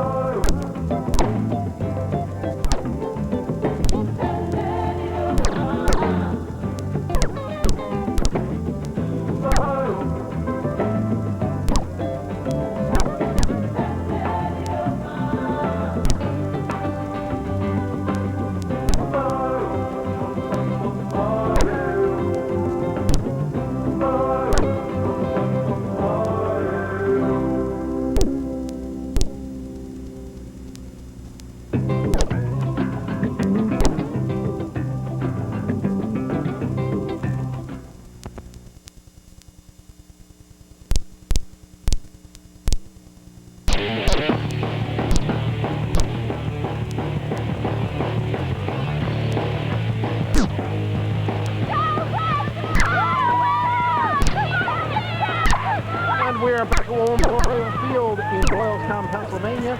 Bob Friedman along with Tom White, Bonnie Blimmiger on the sideline.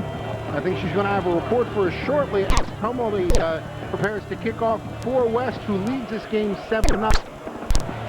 He hits the ball, and he hits a high line drive, going to drive him back to about the 10-yard line. The ball picked up there and carried out by Zach Thomas to about the 22-yard line. And it is from there that North Penn will take over as they trail 7-0. And remember, once again, a reminder that Our kickoff sponsor is Brownies.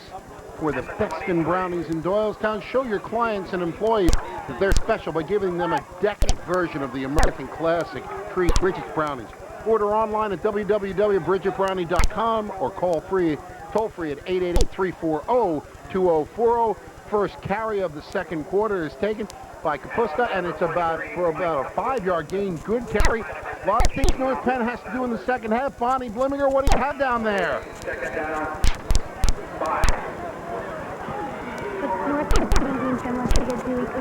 Okay. Guys, we've been talking a lot during this game about North Penn having to stop the run of CB West. We're not seeing CB West run as much. Not exactly why North Penn is not exactly North Penn stopping them. Mike Sealski of the Intelligencer, what does North Penn have to do to air this game out? Well, I think they got to open up a little bit more on offense. You don't see them doing anything much differently from what they did 2 weeks ago. They're running Hickey a lot. He only has 25 yards in the first half. I think they've got to open the offense up a little bit more. Cook would throw more on first and second down. Talk about Pichotti this game. Pichotti is 13 carries for 44 yards. They're not overusing him. I'm not sure you're going to see him. Well, I think you'll see more of him in the second half, but I'm not sure you'll see him get 34 carries again as he did 2 weeks ago. And we can read about this tomorrow. Sunday. Back to you guys. And we have a first down carry by Heike Johnson, while a great report, Bonnie. And then he was slammed down. I think that was that Elsing on the tackle on the line for no gain. And of course, that report was brought to you by Ventresca's Men's Store. Best in men's clothing. Go to Ventresca's Men's Store in Doylestown. On second down and 10. Back to split. Kuklik, the quarterback. Gives the handoff to Johnson. He's going to try and get one. He's knocked back in the backfield, and he's not going to get outside. Holy jackal! But it was Kershaw of the defensive line. He actually ran into one of his own blockers, got pushed back into the loss of about 4, make it third and about 15. Phil's such a great athlete. He's able to adjust while he's moving on the football. Gorilla there, 8-2 from his DM spot. Does a good job to contain. Heike really had no opportunity, even on that ran into his own guy. And CB West, after a first down for North Penn on this drive, has made 2 big plays and forced Penn into a long third down play here. Kuklik in the shotgun on 3rd and 15. Takes it. He rolls to the left. He looks. He's going to run it. Going to get about 2 yards back, and they close in on Angelo Polina, as well as, let's see who that was on the tackle. I think it's Ryan Blumgren also on the tackle, so North Penn will go 3 and out, and they will have to punt the ball away, and this is not what the Knights are going to start the half with. The CB West crowd stands and cheers the defensive team who made the great after the first down run. They got the first down, but West shuts them down on the next plays. West should get good field position. John Carson's punted sensationally tonight. It's a huge high. Don't get as much distance on it, but way up in the air, taken by Canberra. Take it out over the 40-yard line to about the 42-yard, and it is at that point that Buck West will take over the ball. Had a chance at halftime to talk to a couple of young ladies from UNAMI who are excited about being at the game. Kristen Frankel and Mia Hafferty were by, and they were talking to us a little bit about some of the kids who are coming up from UNAMI and how good they're going to be. They're 8th graders there, and they, I believe one of them runs track, and the other one is involved in youth sports as well. Bob's being humble. They came up to see Bob. They wanted autographs. Not really. At any rate, we go to 1st and 10 for Central Bucks West, ball at the 40-yard line. Carry goes to Pichotti. Pichotti will take it for about 2 yards, so it'll be 2nd and 8. But again, Dusty Pichotti has really had a struggle for his yards in this game. And Gill's had a lot to do with it, number 53. I'll tell you, this kid has been all over the field tonight for North Penn. Just a real tough guy. Billy Gill, his brother Matt. And it's funny, this was in the paper, the article this week. They got him listed as 5'11", 205. Yeah. Different psychology by Mike Pettin Jr. Most coaches make you bigger. They had this joke, they made him 5'11", 205. Really 6'2", right. 235. So big guys having big year for North Penn. 2nd down. Handoff goes to Pichotti again. He will have trouble getting yardage off 3rd down and 6. This is a critical series for North Penn. They got the ball to open the half. They couldn't move the ball 3 and out. CB West gets real good field position. You got to figure out with Wade Pettin, if he's going to try and run it from the 15-yard line of 4th down, he might try it here as well. Depends on what the carry is. It's only 3rd and 6 right now. But I'll tell you, North Penn really needs to stop in order to stay at the game. If West scores here, it could be off to the races. Wing back to the right side. It's the wing handoff to Camber, and he got huge yardage last time, and knocked this down. Oh, wait, he breaks outside. I am incorrect. Dave Camber breaks it inside the 30. I had him stopped in the backfield. My apologies to Mr. Excitement, Dave Camber. It looked for all the world, Tom, like he was brought down. He spun away at the last minute, and he breaks free for a big gain down to the 28-yard line. Gill had him out of bounds, had a hand on him, looked like he was going to run him out of bounds. And there's just that intestinal fortitude. Camber, Mr. Excitement, Bobby, you got to love him. Breaks the tackle, gets outside, almost breaks that all the way. And that, we talked about the opportunities. There's a big play West makes on this drive. Camburn again carries it. He'll get maybe a yard. Camburn took that wing back. It looked like they had it defensed. He looked for all the world like he was down. He was going down, and all of a sudden, somehow, he regained his composure, cut inside, broke the tackle, and got up. And I'll tell you, the crowd in front of me who's watching the game got real ugly real quick. Well, Callahan comes in as a tight end now. Out comes Camburn. So look maybe for that same play where Oriole hit Callahan. He was wide open earlier. Now they're going to Picciotti. Handoff goes to Picciotti. He'll break it through for about 3 to make it third and about 5. Steve, who's in front of me, heard the call. They heard him going. They all turned around when he broke free, and they all pointed at me. It's sure. Not hit a guy when he's down. What a great run by Camber. We have an injured. Looks like an injured player. That may be Polina. Polina comes in and plays that up back. Looks like maybe a cramp. Doesn't look like he's seriously hurt. It's type of night where it started out a little mild for a November night. Yeah. A lot of guys get heated up, and as it cools down, you tend to cramp up.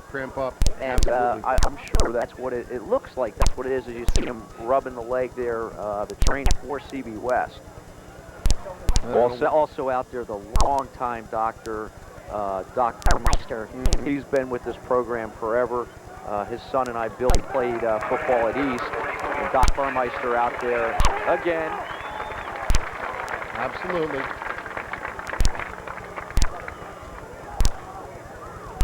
Had a chance to talk at halftime with Mr. McGorry, who's had a couple of sons play for CB West as well.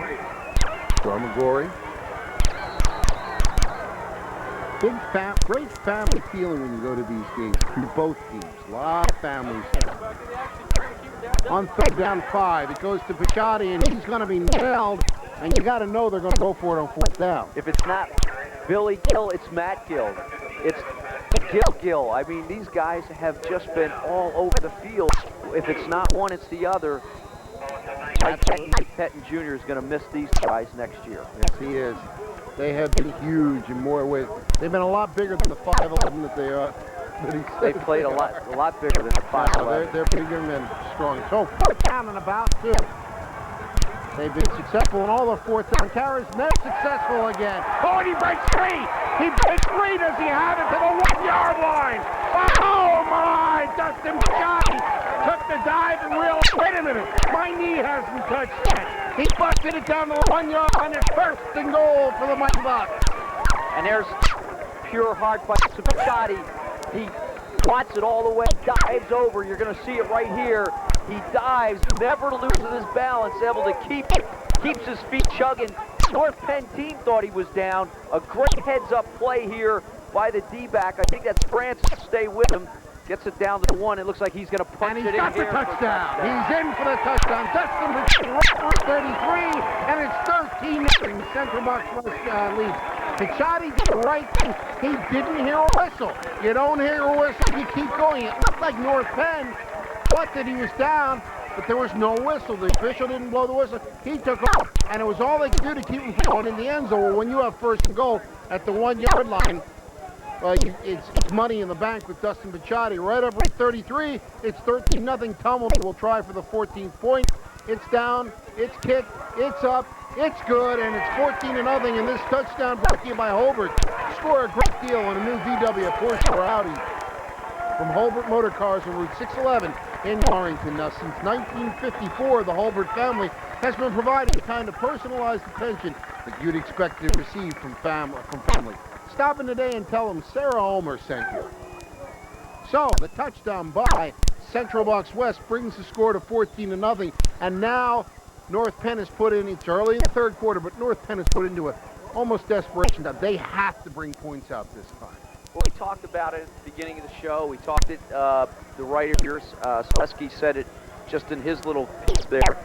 They got to try to throw the ball on first and second down.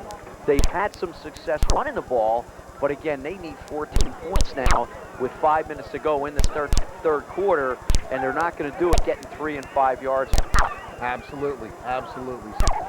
So, as they're throwing the balls all the way up here, and the Ventrescas won a ball. They're in the very back row, and they fought it. I'll tell you, they really had to beat that 75-year-old lady to get the ball. Not only kidding. Only kidding. And Jim Church doing a game for a WMD, he also grabs the ball as well. At any rate, Tumblety, we're having a good time up here now. Tumblety with the kickoff. He hits it high, and he hits a fairly short placement one, and it'll be Heike Johnson at about the 20-yard line. Oh, down he goes. Down he goes at the 25, and this time there was no doubt about it. A host of black and gold jerseys bring him down for sure. Short kick, but again, the directional kick that Tumblety does so well. And that's Gavin Potter, and we know that name from CB West Brotherhood. Possibly the greatest all-around quarterback I ever saw at West, Corey Potter. He was really good. And That's saying a lot, Tommy. He was one of the toughest football players ever to play at West here. Absolutely. And I don't think anybody would deny that. Absolutely. And his brother is every bit as good. On first down, it goes to Heike Johnson. Johnson gets it to the outside. He needs to break one tackle, and making sure and bringing him down is number 21 on the tackle. That's Gavin Potter. Gavin Potter. Well, I'll tell you, it was like that one was scripted. And his brother Corey having a good year at UMass, Player of the Week. Again, I think for the second time this year at 14, 15 tackles, having a great year up there. UMass having a good season. I'll tell you what, if Gavin Potter doesn't make that stop, he's gone. There was nobody there to stop him. He had it broken outside. Second and very short.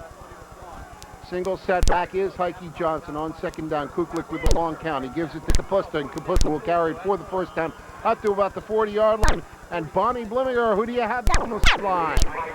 Hey guys, his face is next to me way up here, if you can see. I look a little familiar. This is Clay's older brother, Brian. Brian played for Hatboro and went on to Wake Forest, and we're with Dallas this year. Are these guys amazing or what, the success of both these high school programs? Yeah, I'll tell you what, they really give Pennsylvania football a good name. These two teams are, very well coached, and defensively they're unbelievable. These are two really good teams out on the field tonight. As a quarterback, watching Clay, how does his talent compare to a lot of guys that you've seen at the higher level in college? It's hard for me to tell. I've seen a couple games, but I don't think he has a chance to do what he can really, show what he can really do. And I think overall he's got a good arm. He just needs to showcase it a little bit more. You were with Dallas this year. You're hoping to head to NFL Europe this summer? Yeah, I'm going to Europe in February. Hopefully I'm going to, sign a contract after this season and be in camp next year. Good luck. We'll be looking for you. Thanks. Back to you guys. Bonnie, great job. Great job getting some great names on the sideline. Joyce Pettin, Brian Kuklik on second down and 6. Heike Johnson breaking in the line. He gets 4 more. It'll be third down and 2. That sideline report, of course, brought to you by Ventresca's Men's Store, Doylestown, Pennsylvania, once again doing the great job in clothing the well-dressed man. So third and short, there's a lot of things that they can potentially do here, but you got to think that they're going to try and carry it between the tackles, try and get that first down. Good drive starting by North Penn. Molina's coming out. So is Gavin Potter, and is James West. Ryan Blumler, on the tackle. 2:40 to go in the third. 14-0 Central Bucks with the lead. On third down, it's Kuklik on the keeper. He's got the first down, breaks it inside into West territory down to the 41-yard line. There's a flag down, and there's a fumble. Oh, there's a fumble, and I think West got the ball. I saw something matter. It was a change in position marker. Ball on the ground, and just what Buster did last week, a great run. At the end of the run, trying to get a little more, puts the ball on the ground, and West comes up with a turnover. Because he tried to twist as he went to the ground. The ball was actually sitting on his stick, and somebody from West just stripped it away. It was falling to the ground, and West comes away with a turnover. Again, little things, just trying to get the ball where you can. And West is able to strip it away. North Penn really had a nice little drive again, and the turnover comes back to haunt him again. On 1st and 10. Pitch goes to Giacomo. He's got 3. He's got 5. He's got 10. And a first down for Central Bucks West. Down inside the 50, down to the 48-yard line of North Penn. Wonder if this might not have knocked a little bit out of the sails of North Penn. They're right now back on their heels. They need a big defensive play here. The safety saves a touchdown as he comes up, makes a tackle on Giacomo. The West, right after the turnover, a big first down play. Looking to get more points here. 13 and counting in his third quarter. Power I look for Central Bucks West on first down. The pitch goes to Giacomo.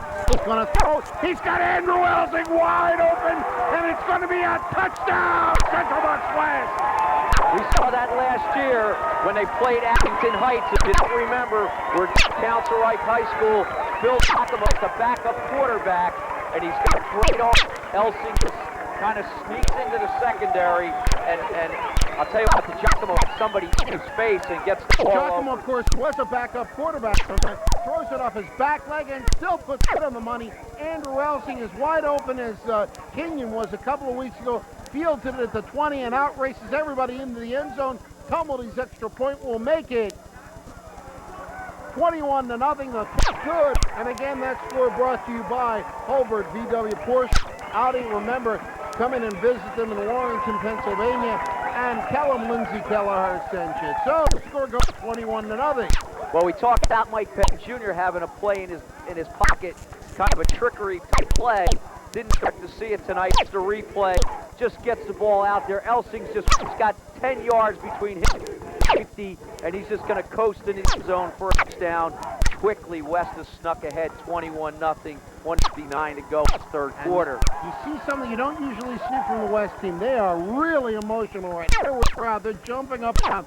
They know this has been a tough ball game. 2 quick scores open it up. It's 21-0. And North Penn has got their work cut out for them with 1:59 to go in the third quarter. But they've come back from behind against good teams. Remember, Norristown had them down 27-14. They came back with a couple of big scores in the fourth. However, this is not Norristown. Well, it's not over till it's over, but absolutely. Quarter of football, anything could happen. And North Penn, a good football team. Well, Bob Tumley will hit the ball at his own 20. It's a low line this time. It will be fielded there. And coming over to the right side on the carry is Talise. He won't get outside. Gavin Potter on the tackle. Gavin Potter makes big plays right back, one on defense there on special teams. He's going to be rewarded and stay in the game as a D-back.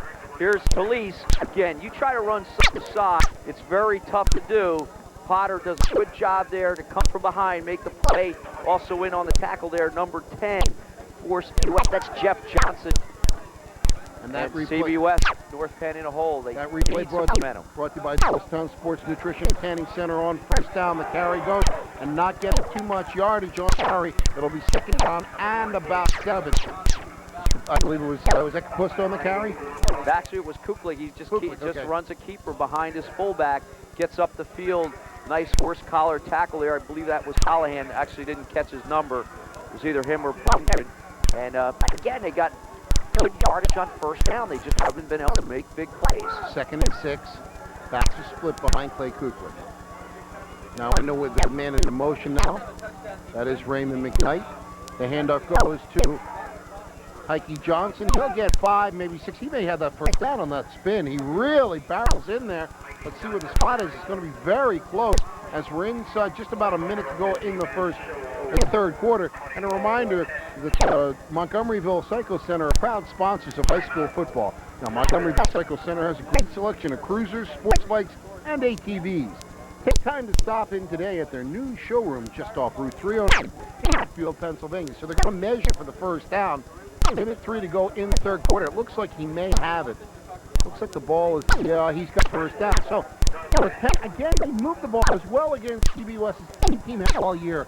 They had the fumble, they have the missed field goal. You just can't have it happen against a team the caliber of CB West because they're going to take advantage of it. And again, this timeout is the timeout for this one was brought to you by Nat's, the family restaurant in Doylestown, Pennsylvania. Extra cheese on the pizza pots, don't forget. So 1st and 10. Clock moves, about a minute to go in the third quarter. Kuklik with a 6 setback, man in motion. And it's a handoff to, no, it's a keeper by Kuklik. He cuts up inside. He'll get 5, maybe 6 yards, depending on where they put the ball down, as it was a keeper all the way. He left to throw, but again, defensive coverage on the passes today has been exceptional. He has not been able to get too many passes off. Yeah, Talise is just running down and doing a flag, but Kenny does a great job to stay as deep as he is and running with it step for step. Cookler says, he's covered. I put it on my hip and go. And he gets up the field. Showalter makes a nice play from his deep line spot to bring him down. Again, 3-4 yards on first down. Just haven't been able to have that big play. Should be the last play of the third quarter. 5 seconds to go. Back to pass. Throwing the ball. He's got Heike Johnson. He's got the first down. And that will end the third quarter. The ball is up to midfield. Heike Johnson with a great pass completion. And that will finish up a third quarter that has been a tightly fought contest, but CBWest with 2 scores jumps out to a 21-0 lead. We'll take a break and be right back to the final 12 minutes. Don't go away.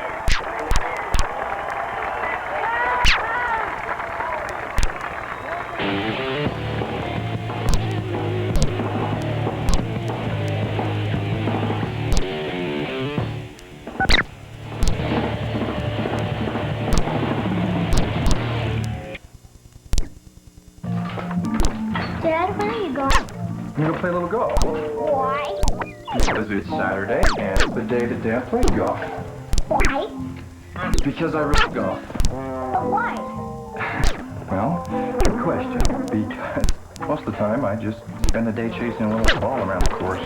Why? Well, usually it's because I hit the ball into the rough. It'll bounce. Why? I don't know. Sometimes I wonder why I even took it today. Maybe I'll cut back a little. Why? Well, for starters, maybe I could spend a few more Saturdays doing something with you. Hey, Dad? Huh? When? Emily, isn't it about time?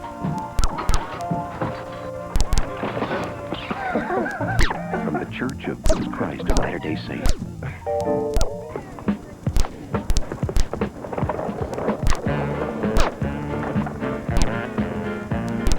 Life doesn't have to pass you by. Even the simplest exercises can help you maintain a level of fitness necessary for an active and independent lifestyle. For more exercise tips, write to Exercise, AARP Connections, Washington, D.C. 2049.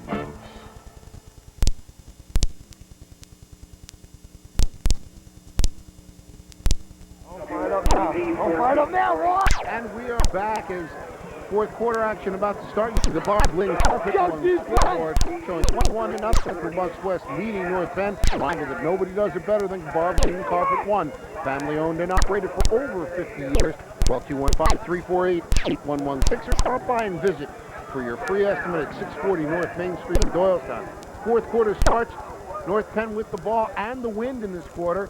Back to pass out of the shotgun as Cookler calls to the right, doesn't see anybody. Now he does. He puts it up, and is it complete?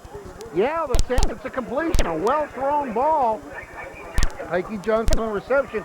And Clay Cooklick, like his brother Brian said, he hasn't had a chance to showcase the arm, but when he does, he's got a nice arm. Nice poise on his part. He rolls out. West does a good job. They actually had 3 guys about 4 yards in front of him, and they didn't press him. They just said, we're not going to let you run the ball. He does a nice job to settle his feet and find Heike in a curl pattern, and he sits down, catches the ball, gets out of bounds, first down, and North Penn's got a little drive going. 11:52 in this fourth quarter. Ball at the 40-yard line. Hand up goes to Kapusta. He won't get much. Brian Callahan made sure of that. Got about 2 yards, and it's a good thing he got him because he had a lot of running room behind that, but Brian Callahan put all of his weight on him. Brings Kapusta down after a gain of 1 yard. Callahan, you got to love him. This kid just loves to play football. He has fun doing it out there after the hit, having a little thing to say to Kapusta. I'm sure he was inviting him over for tea after the game. Tea and biscuit, or maybe they're going to go to Nat's family pizza after it. I'll buy a slice, whoever wins. And a single setback on second and a long 9, make it 2nd and 10. Kapusta to the sole setback. And back to pass. Quick looking, holding on the ball, and then giving up ground. And then taking out Mike Calinello. He'll get it inside the 35 to the 33-yard line. Calinello caught it. He's going to lose the yardage, but he turned around, was able to come up and get about 5 yards on the catch, make it 3rd and about 4. And he had trouble holding on the ball. It's like Donovan McNabb, unlike the Eagles receivers, so they catch these balls. Well, he does a nice job there because the Jocko has him for a loss. He misses him. Then Kitty misses him. Blumgren, thank goodness, comes up and makes the tackle because if he misses, nothing but green pasture in front of him. Pitch goes wide to Heike Johnson, breaks it inside. He'll have the first down and then some, I believe. It depends on the spot, I thought. But they pull him back. Now let's see where they spot the ball. That will be 4th and Bergdorf, but it is a first down. He's crossed over the 30-yard line. And they're just waiting for the signal. Yeah, the first down ball at the 29-yard line of Central Bucks West. So North Penn has not quitting them yet. They trail 21-0. Timeout is called right now by West. As I'm sure that was a call by Coach Carey. He wants to make sure his defense is on the right page. He has a lot of pride. He doesn't like to give up anything. And I know he's calling those guys over right now, and he's having a few words that we probably wouldn't want to listen to. Right in the middle of the group there. And that, of course, this timeout is brought to you by Matt's Pizza and Family Restaurante in Doylestown. So stop in and say hi to Matt, Tim, and the gang today. Don't forget to thank them for supporting this spectacular game. Once again, Tom, when you go to Nat, what do you usually get a chicken steak, hoagie, and some chocolate water ice. Well, see, I'm a lemon water ice. I've always been that way. Little chunks of lemon in it, it just tastes just right. If it's 20 degrees or it's 80 degrees, I like it, but at any rate, timeout is called by Central Bucks West. You're right. Mike Carey does not like to give up an inch. He wants the shutout. He knows if North Penn scores, they're back in this ballgame. He saw North Penn trailing by 13 points with 8 minutes to go in the fourth quarter against Norristown, come back and win the game. This is a team that can stretch. He wants everybody on the same page. North Penn, they just got to keep doing what they're doing. Now, Kuklik is in the shotgun. Ball to 29, 1st and 10, low snap, Kuklik handles. Under a rush, throws deep. It's going to be, falling down, trying for the interception. As Kuklik had a throw, Police late, takes deep, trying to step back for the interception. Fell down on a script, or if he just stepped on the... It would have been Kenyon's ball because Police didn't turn around at that point, and Kuklik, thrown under pressure, couldn't get a good ball. Kuklik absolutely got drilled. I didn't see it was either Matt Carey or Showalter, but really laid him out. You got to love that as a defensive coach. You got to get a hat on a quarterback. Makes him think about when he's going back fast that he's going to have pressure. 2nd down and 10, and again now Kuklik does for the season. He uses a timeout. He'll burn off a timeout. Saw a little play where Heike Johnson came down, did a little curl like he was going to catch the ball, looked to do the same, show it, pump, and then run by the guy. Let's look for that play maybe later. We'll do that, and we'll also look for Montgomery Cycle Center. They're your local sponsor of this portion of the game. Remember, they've moved that field. A new showroom is located just off of Route 309. Beautiful showroom in Hatfield, Pennsylvania, right up near Union Valley. Go visit today or whenever you can. They have great things to show you there. Time out right now again. You talk getting the ball in the Heike's hand. We've already seen that Kuklik has a good arm. Now there's another possibility too in the fact that they could do a little delay action and try and get the ball to cover or something like that on a wingback play. That's dangerous because West is really prepared for a run like that. And the thing that's hurting, as we know, on a tackle early in the second half, they lost Aaron Thomas, which is really hurting right now. Another weapon, lots of speed, and right now we haven't seen him since that he left the game. So it's probably hurt pretty bad. So here's the situation. 10-16 to go in the fourth quarter. Penn has the ball. They trail 21-0 on the Barberlin scoreboard. Ball at the 9-yard line. Set back now moving up under center as now they go into the I formation is Kuklik. Tailback is Heike Johnson. Up back is Mike Pusta. On 2nd down, it's the wingback kid to Mike Colanella. And again, just as we mentioned, West is ready for it. I think that's Showalter. I'll tell you, if that's him, I bet it is number 50.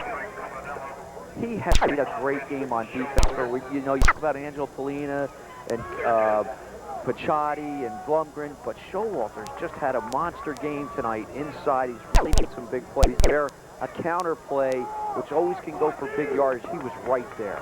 Gain of 1 on the play, make it 2 on the play, make it 3rd down and 8 in the formation is Kuklik. Gets a snap, looks. Now he's going to run. Now he's not. Now he's going to be back down the backfield for a loss. And Andrew Elsing tackle. Elsing again with a secret weapon. You talked about defensive players, and all of a sudden it's number 12 with the big plays. One of those guys you don't see until you absolutely need him. And here's the replay. Actually, I think this is going to be Oh, no. Walter again. He's had a great night. He had somebody actually holding him, and he still made it. You know, Elsing was right behind. Elsing was right there. Showalter on the play. Elsing being 20, Showalter 50. Fourth down. He's got to get some. Now he's going to be brought down again. Showalter. He's been all over the field. Showalter with a huge defense play, and this time I got it right. Matt Showalter, 5'9",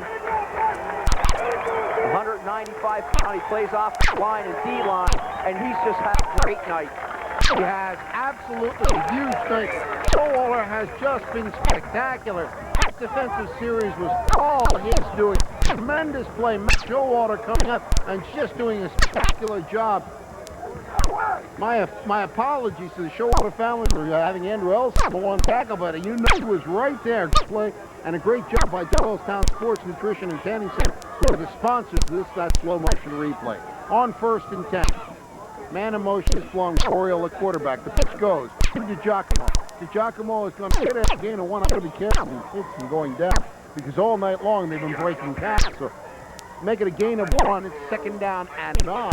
And the clock is now the biggest enemy to North Penn. 8:40 and counting in the 4th quarter. They trail 21-0.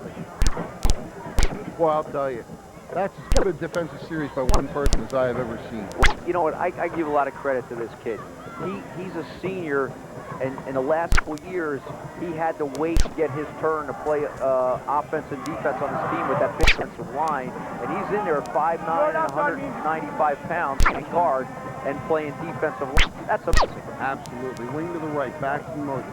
Back to pass. Oriole got a man over the middle. Kingy, what a catch! What a catch!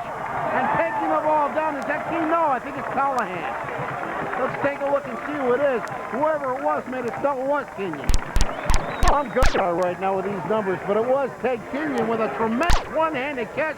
He gets the first down into North Penn territory, and now West is going to see if they can put the nail in the coffin. Makes a great catch, one hand, and then afterwards we saw him go down, try to keep his balance. You know, this goes back to the weight room. These guys are there with Holman every week in the off season, and that strength conditioning is what helps you with those balance. Giacomo with that great strength gets 7 yards on the carry, and now they're tearing off huge chunks against North Penn. It'll be 2nd down and 3. The clock moving in. 7.5 minutes to go in the 4th quarter. Wilkes-Barre Martin Stadium beckons for this game. Remember, the winner's game will go to the Eastern semifinals. They'll go up against the winner of the Hazleton-Abington Heights contest. 2nd down, and the backs are in the eye behind Oriole. Shotted the up back. The Giacomo fell back. It goes to Giacomo. He's got the first down. And now that offensive line is just going to have their way. Weeks ago, North Penn back tied the game. It was 15-7, and we said here's an opportunity for them to stop West. Got the football and kept it for 9 minutes, 4th quarter, and drove down, got a field goal, and basically up the cake, 7-7. And here's the same thing. They got a chance here, ahead 21-0. Well, 6:50 counting to cut the clock, put some points up, and put them away. You got to think they're going to play that smash mouth football, but they do want to try a few. This is the playoffs. You do some specials in the playoffs. But now you're going to, as Blumgren is one of the backs along with Picciotti, it goes to Picciotti. He's got 2. He's got 4 yards. That'll make it 2nd down and 6, and that's what they're going to do. He's going to ram the ball down North Penn's throat, say, hey, stop us if you can. If you can, you still got a long way to go to get a touchdown, and you need 3 of the tires. So 2nd down, gain of 3 on the carry, make it 2nd and 7. And they're going to take as much time on the clock as they possibly can. Josh Shands in the game, number 78, is defensive lineman. Boy, that catch by Kenyon is still sticking out. What a great grab for us. Single setback. Now, this is a passing look right now. Oshef trips to the right side. Slotted is to Giacomo. Single setback is Dustin Picciotti. Oriole under center. Too much time. I think it took too much time on the play. It'll be a defensive game. It'll cost them 5. Now, they've talked about all year using everything as a receiver. Take ball. Game. Offense. Still 2nd down. Really has made him an effective player on defense. As a junior, came in with 6'1", 180 pounds. over the season, he's just 10, 15 pounds in the weight. One of the strongest kids on the team, but he's got great speed, and his school's looking at him because of that speed. He comes out wide to the right side, Kenyon is right to the left. Again, the same formation. Second now 13 to go. The handoff underneath to Picciotti. Get some of the penalty yardage back and on the third down in the back 10. As they gave the wide look and they tried to get Picciotti up the middle, and again, it was one of the Gills on the tackle and the big play button. Gill, Moore, McCormick was in, Push that was in there. These guys have played football tonight, and you can't take anything away from North Penn. The lead, 21-0 by us. These guys have fought every minute of this game. Absolutely, they played a wonderful game. Again, the wide look, wing to the right side. Now in motion goes Camburn. On 3rd and 10, back to pass. Throwing the ball to Elsing. Elsing breaks it inside, and he breaks one tackle, but he can't break the second, but I think he's got the first down. He passed it in the tackle. Kapusta got him and carried Kapusta. Talked about him bulking up. You see that power there. The football down, move sticks, and Central Bucks for the first down. Nice spiral by Orwell. Elsing does a good job ball on the outside. He tucks it away. Stiff arm there. Almost able to break tackle by Moore. Kapusta in there again. Guys in almost every tackle. Mike Moore had the first tackle to finish them up. But it's 1st and 10, the ball on the 20, and the clock continues to tick with 40 to go in the 4th quarter. Backs are in the eye. Up back is Picciotti. Go back to Giacomo. It is Picciotti. He's got 2. He's got 5. And now once again, we're walking down that highway. We just made that big turn, and where we are on Route 33. Picciotti, we have an injured player on the field. One of the linemen, it looks like either 60 or 61. Can't quite make it out. Of the fans. Huge crowd again. This crowd may be as large as the crowd that was here 2 weeks ago. This was not hyped. As George Patton said, this crowd was games not hyped as 1 week ago, but they are in the field all the way around it. There's 8,000-9,000 people here right now. Coach Patton stepping on the field. He wants to see how the players and get that number. Everybody's crowded around them. Pat's hurt now, and at fullback, Dustin Picciotti is going to come out. Looks like they're just going to give him a rest. And I'll tell you what, Jarrett, I know this kid, his dad, his brothers have all been a big part of this CBW West program. This kid's a very good football player. He's played behind Picciotti, but he's had some spots this year in games where he's had big ones for touchdowns. A very good player. He's in there now. Hope the player's down. Isn't too seriously hurt. I think it's D1, which is Javert, who's been up and see us up here and he's up now. They're helping him. Right now, Blimminger on the sideline. What's down there, Bob? They want to have us introduce this scholarship that's going to be just introduced about 6 months ago. It's called Penn Scholarship. I'm joined by Eastburn. Can you tell us a little bit about this and who it's going to help? Yes, it's going to help 2 students each year, graduating seniors, for start-off scholarships. We'll award those 2 this coming spring. They'll be initially selected by faculty, recommended to our board, and the scholarship trust will make the final selection. 1 male, 1 female, that meet the criteria that Mike Patton has always stood for. And I think it's great to honor a human being that has set a tone for this community. He teaches discipline on the field and off the field, and that has spilled over into the high school. As Jeff Turno said when he came down to help us kick this off in May, if there were more Mike Pattons, there'd be less Columbine. How can people donate towards the Penn Scholarship Fund? It can be sent to First Service Bank in Doylestown and of the scholarship fund, and I'm very excited to be able to announce that we've already raised $54,000. Congratulations. The goal is 100. Congratulations and good luck. Again, you can send the money to what bank again? First Service Bank in Doylestown. See you guys.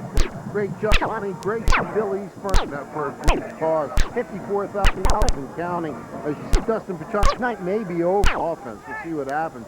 Andy Schmidt around the last carries. It's 4th and very short, so they keep the ball here on 4th down.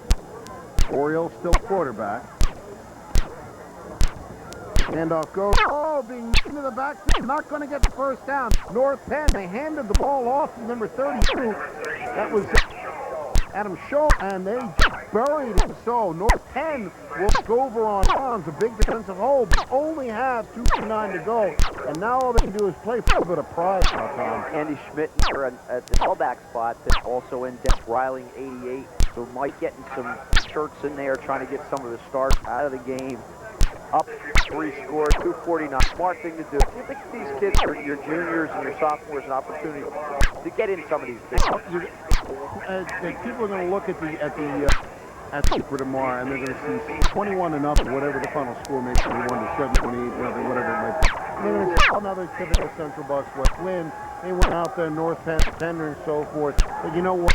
Central Bucks West had the toughest they've had all year tonight, except for the last time they played North Penn.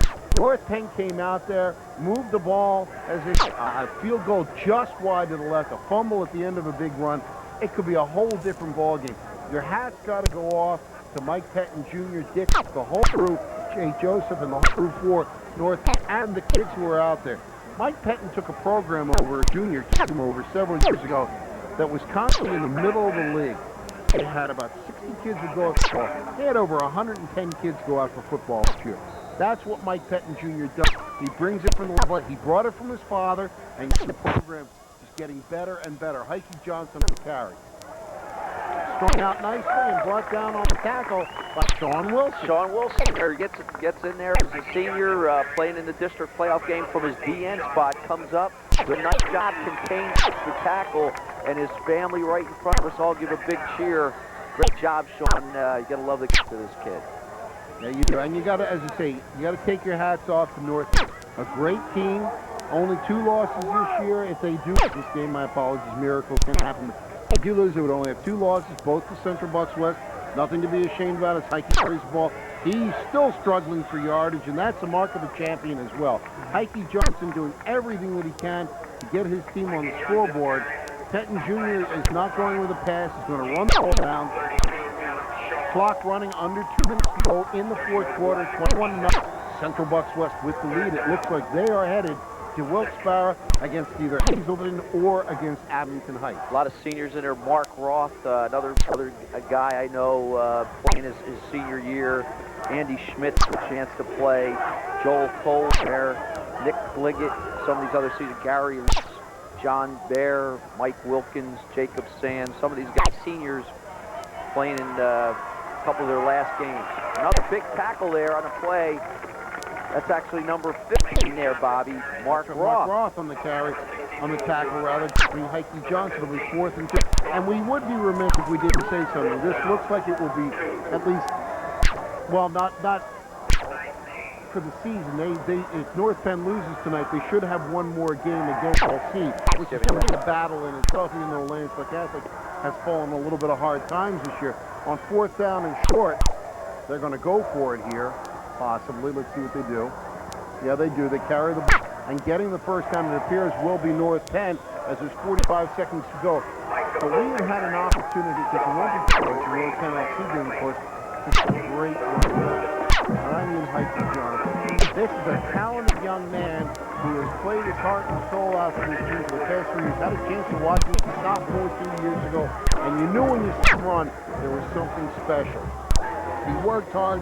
Helped himself up. He got faster. He got stronger. As we have an injured North Penn player on the maybe Chris McKelvey. I hope it's not. A Penn State young man and another tackle who we've had the opportunity to see over the years develop into a superb line.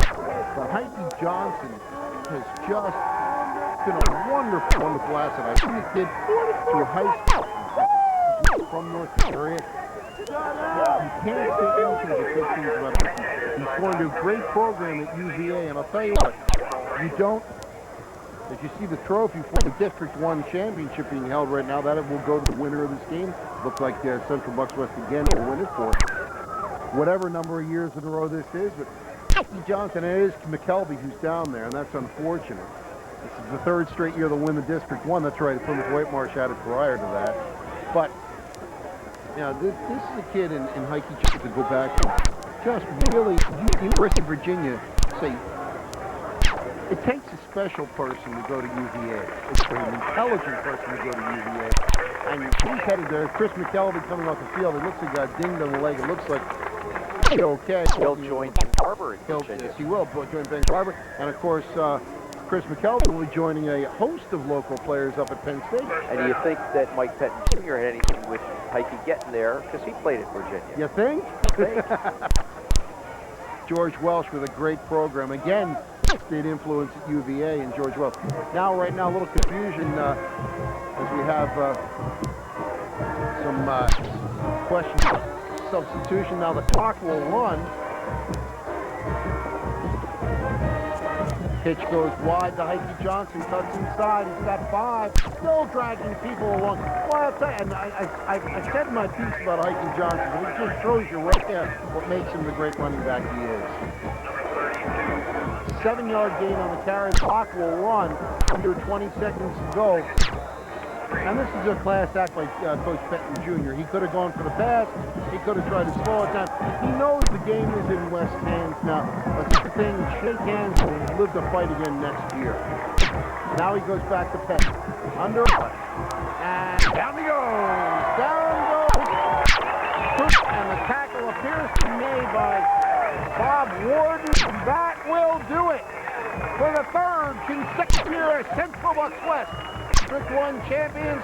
They go to the state tournament. They are just 3 games away from their 3rd straight state championship as they will head up to Myers Stadium where they have played before, and they'll go to unfriendly territory because both Hastings and Abington Heights are from that area. Right. They're going to have a lot of people. You know that the West the West people will be up there in force. They have been every year. The teams come to the middle to shake hands. The trophy will be presented. We'll take it and be right to wrap this up. Don't go away.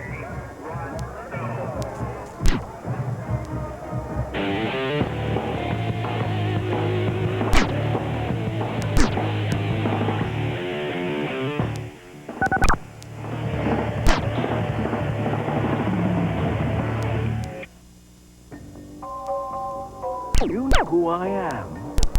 Am I P or a D? A Q, perhaps. Or a B? I am dyslexia, and millions of kids struggle with me every time they read. Call now to help your child manage his learning disability. There's a reason to be held back.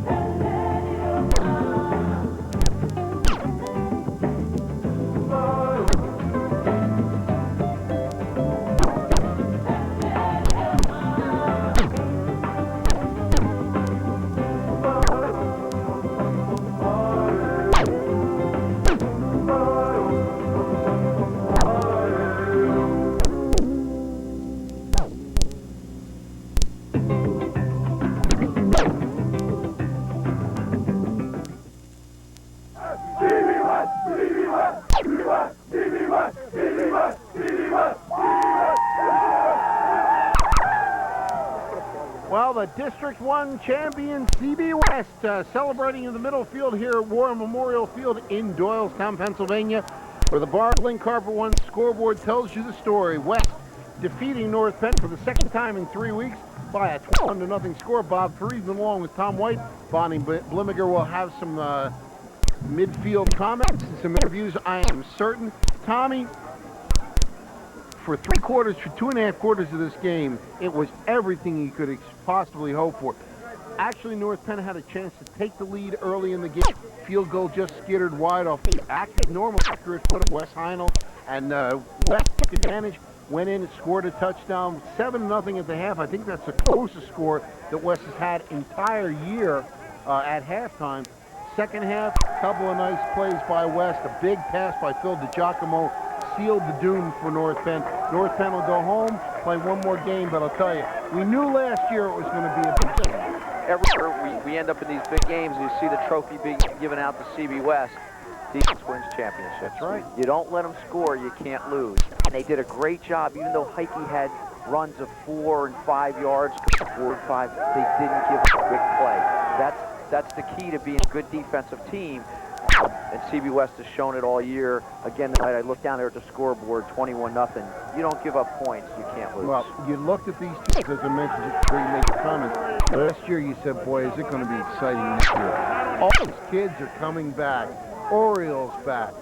Kuklic's back. Police is back. Mikey Johnson's back. McKelvey for North Penn is back. You have Camburn coming back. You had the Holker Pichotti, I would be remiss if I didn't mention, was back. And you said next year you could see the teams play twice again. And sure enough, and both teams are as good as you want to get. Central Bucks West coming away with a 21-0 victory. North Penn staying with them for most of the game. And I thought it was a very classy move by Penn Jr. at the end of the game. I don't know if he planned this way, but I got to think it was running the ball instead of passing it, saying, look, let's give them a chance to celebrate. We've given it our best ball. Let's get in there. Let's try to not get anybody hurt. We'll move from there, and we'll move on. For North Penn, they have one more game against Doylestown Catholic in the traditional Thanksgiving Day event played at Crawford Memorial Stadium. For Central Bucks West, they move up Pichotti Northeast Extension of the Turnpike to Wilkes-Barre, where they will once again get the chance to show the Colton people what CB West is like. And they will take on Hazelton High School or Abington Heights. Well, again, I think the teams... It's smart. The next week, teams are going to be ready for that. So hopefully, you got to do something else. Coach, your son the days like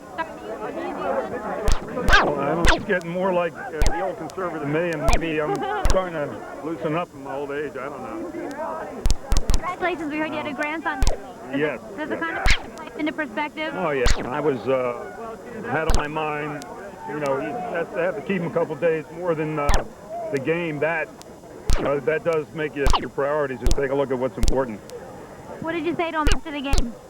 I better win on Thanksgiving Day. Don't want to ruin my turkey dinner. I'll be with you next week in Wilkes-Barre. He better be up there. How do you feel? This is 42. I'm not counting. I let everybody else count. We'll keep counting. We're going to keep winning. Congratulations. A good job by Bonnie Blinger. Is a surprise meeting in the midfield. And Coach Penn Sr., who is known to his close family as whose grandchildren, now three grandchildren. He is Poppy, but he is perhaps the winningest coach ever around. He's got 40 wins in a row. Will count it. He doesn't have to, as he said. And again, just once again, you see that the gears have changed. He's going to be in the stands. He was there for the North Penn game last week. He sat in the North Penn stands and he rooted for North Penn. It would have been 4th and 10, and broke a tackle on the boundary, and after they scored, that was pretty much it. Of course, we came through with a great win against Norristown last week. And it was all season you've really been playing. What really, if you had to look at one positive aspect here, and what would probably jump out at you?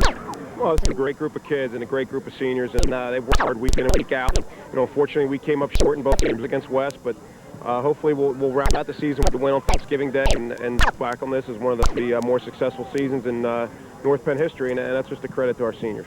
Coach Penn, we were talking about the halfback pass with your dad just a few minutes ago, and I said, that's more like one of those ESPN play the game days, play the day that you said that he accused you of using. He said, well, it looks like he's getting more conservative like the old man, and maybe I'm pulling out some of Junior's things. Do you think that he's starting to become a little more like you and you're becoming more like him? No, I don't think so. I mean, that's a play that they had used, time and again. And unfortunately, we were in a situation we were in man coverage again, and we just passed for the coverage. And this is basic things just can't happen. And we just have a couple basic breakdowns, and you can't do that against a team of that caliber. Do you think this is the last time you'll face each other? I don't know. That's his decision. If he decides to come back, at this point, I don't know. I mean, all indications point that, that could be the last time, but stranger things have happened. Yeah, Coach, you've really got to be excited about the way. Well, a little bit of a bombshell there. Bonnie Blemminger, great job there. As Coach Penn Jr. says, indications for this could be the last time they face each other. Now, that means one of two things. Either Penn Sr. is going to retire, or maybe Penn Jr. You never know what's going to happen here. Things could move along there. Going to be an interesting. There's still football to be played. Let's not conjecture about that stuff right now. There are still games to be played. North Penn has Lansdale Catholic. Central Bucks West moves on to the state quarter, the Eastern semifinals. We mentioned about Myers Field. And right now, you look at West, and they're really hitting on all cylinders. They played as teams they're going to face all year and beat them twice. Gotta wonder if there's anybody in the state right now who can stay with West. I'll tell you what, I love Pettin's comments about I don't count, I let you count. Being focused as a coach is something that you got to pass on to the kids. And I know that every game he goes into, he doesn't worry about what his record is or what it was last week or whatever. Every game is, the records are zero, and he takes every opponent seriously. And I think that's what makes him so successful. Never counts what he did yesterday. It's only about what's happening today. It makes him a great coach. And I'll tell you what, if there was any chance that he would consider walking away, it would be a great loss for the community. Because what he does, we heard Mr. Eastburn at one of the breaks about scholarship and what he means and what he brings to school goes beyond football. And he's a champion off the field, not only on the field. And, he's a great guy. He beats champions, not only in his but in his play. You look along the play who've come back, who've gone on to great careers, both on the playing field and off the playing field. And it's just a great tribute to the man who set up such a superb program. Reminder that the post-game sponsor for tonight's game is the Intelligencer Rep. For complete game coverage, including game stats and photos, read the Intelligencer this Sunday for home delivery. Call 215-345-3020. So we have come to the end of a great game. District 1 championships, but there's still more football to be played. The Thanksgiving game extravaganza. Those Quaker Panthers will be taking on the Penn Ridge Rams. Penn Ridge and Quakertown both having great years. You're going to want to sit. Tom and I are going to watch you. We're going to be enjoying Thanksgiving dinner. And if we didn't get a chance before, let us wish you all a happy, healthy Thanksgiving. There's a lot to be thankful for in this area, and we appreciate everything. So, without further ado, let's wrap it all up. Our thanks Director Tom Brunt, Audio Lee Wolf, Electronic Graphics, Kim Newell, our great camera operators, Jim Nichols, Kevin McGorry, for Bonnie Bliminger and Tom White, I'm Bob Friedman. Thanks for joining us. I'll score 21-0. Central Bucks West wins Division I championship, District 1 championship over North Penn. See you soon, and we'll see you then. Happy Thanksgiving, everyone.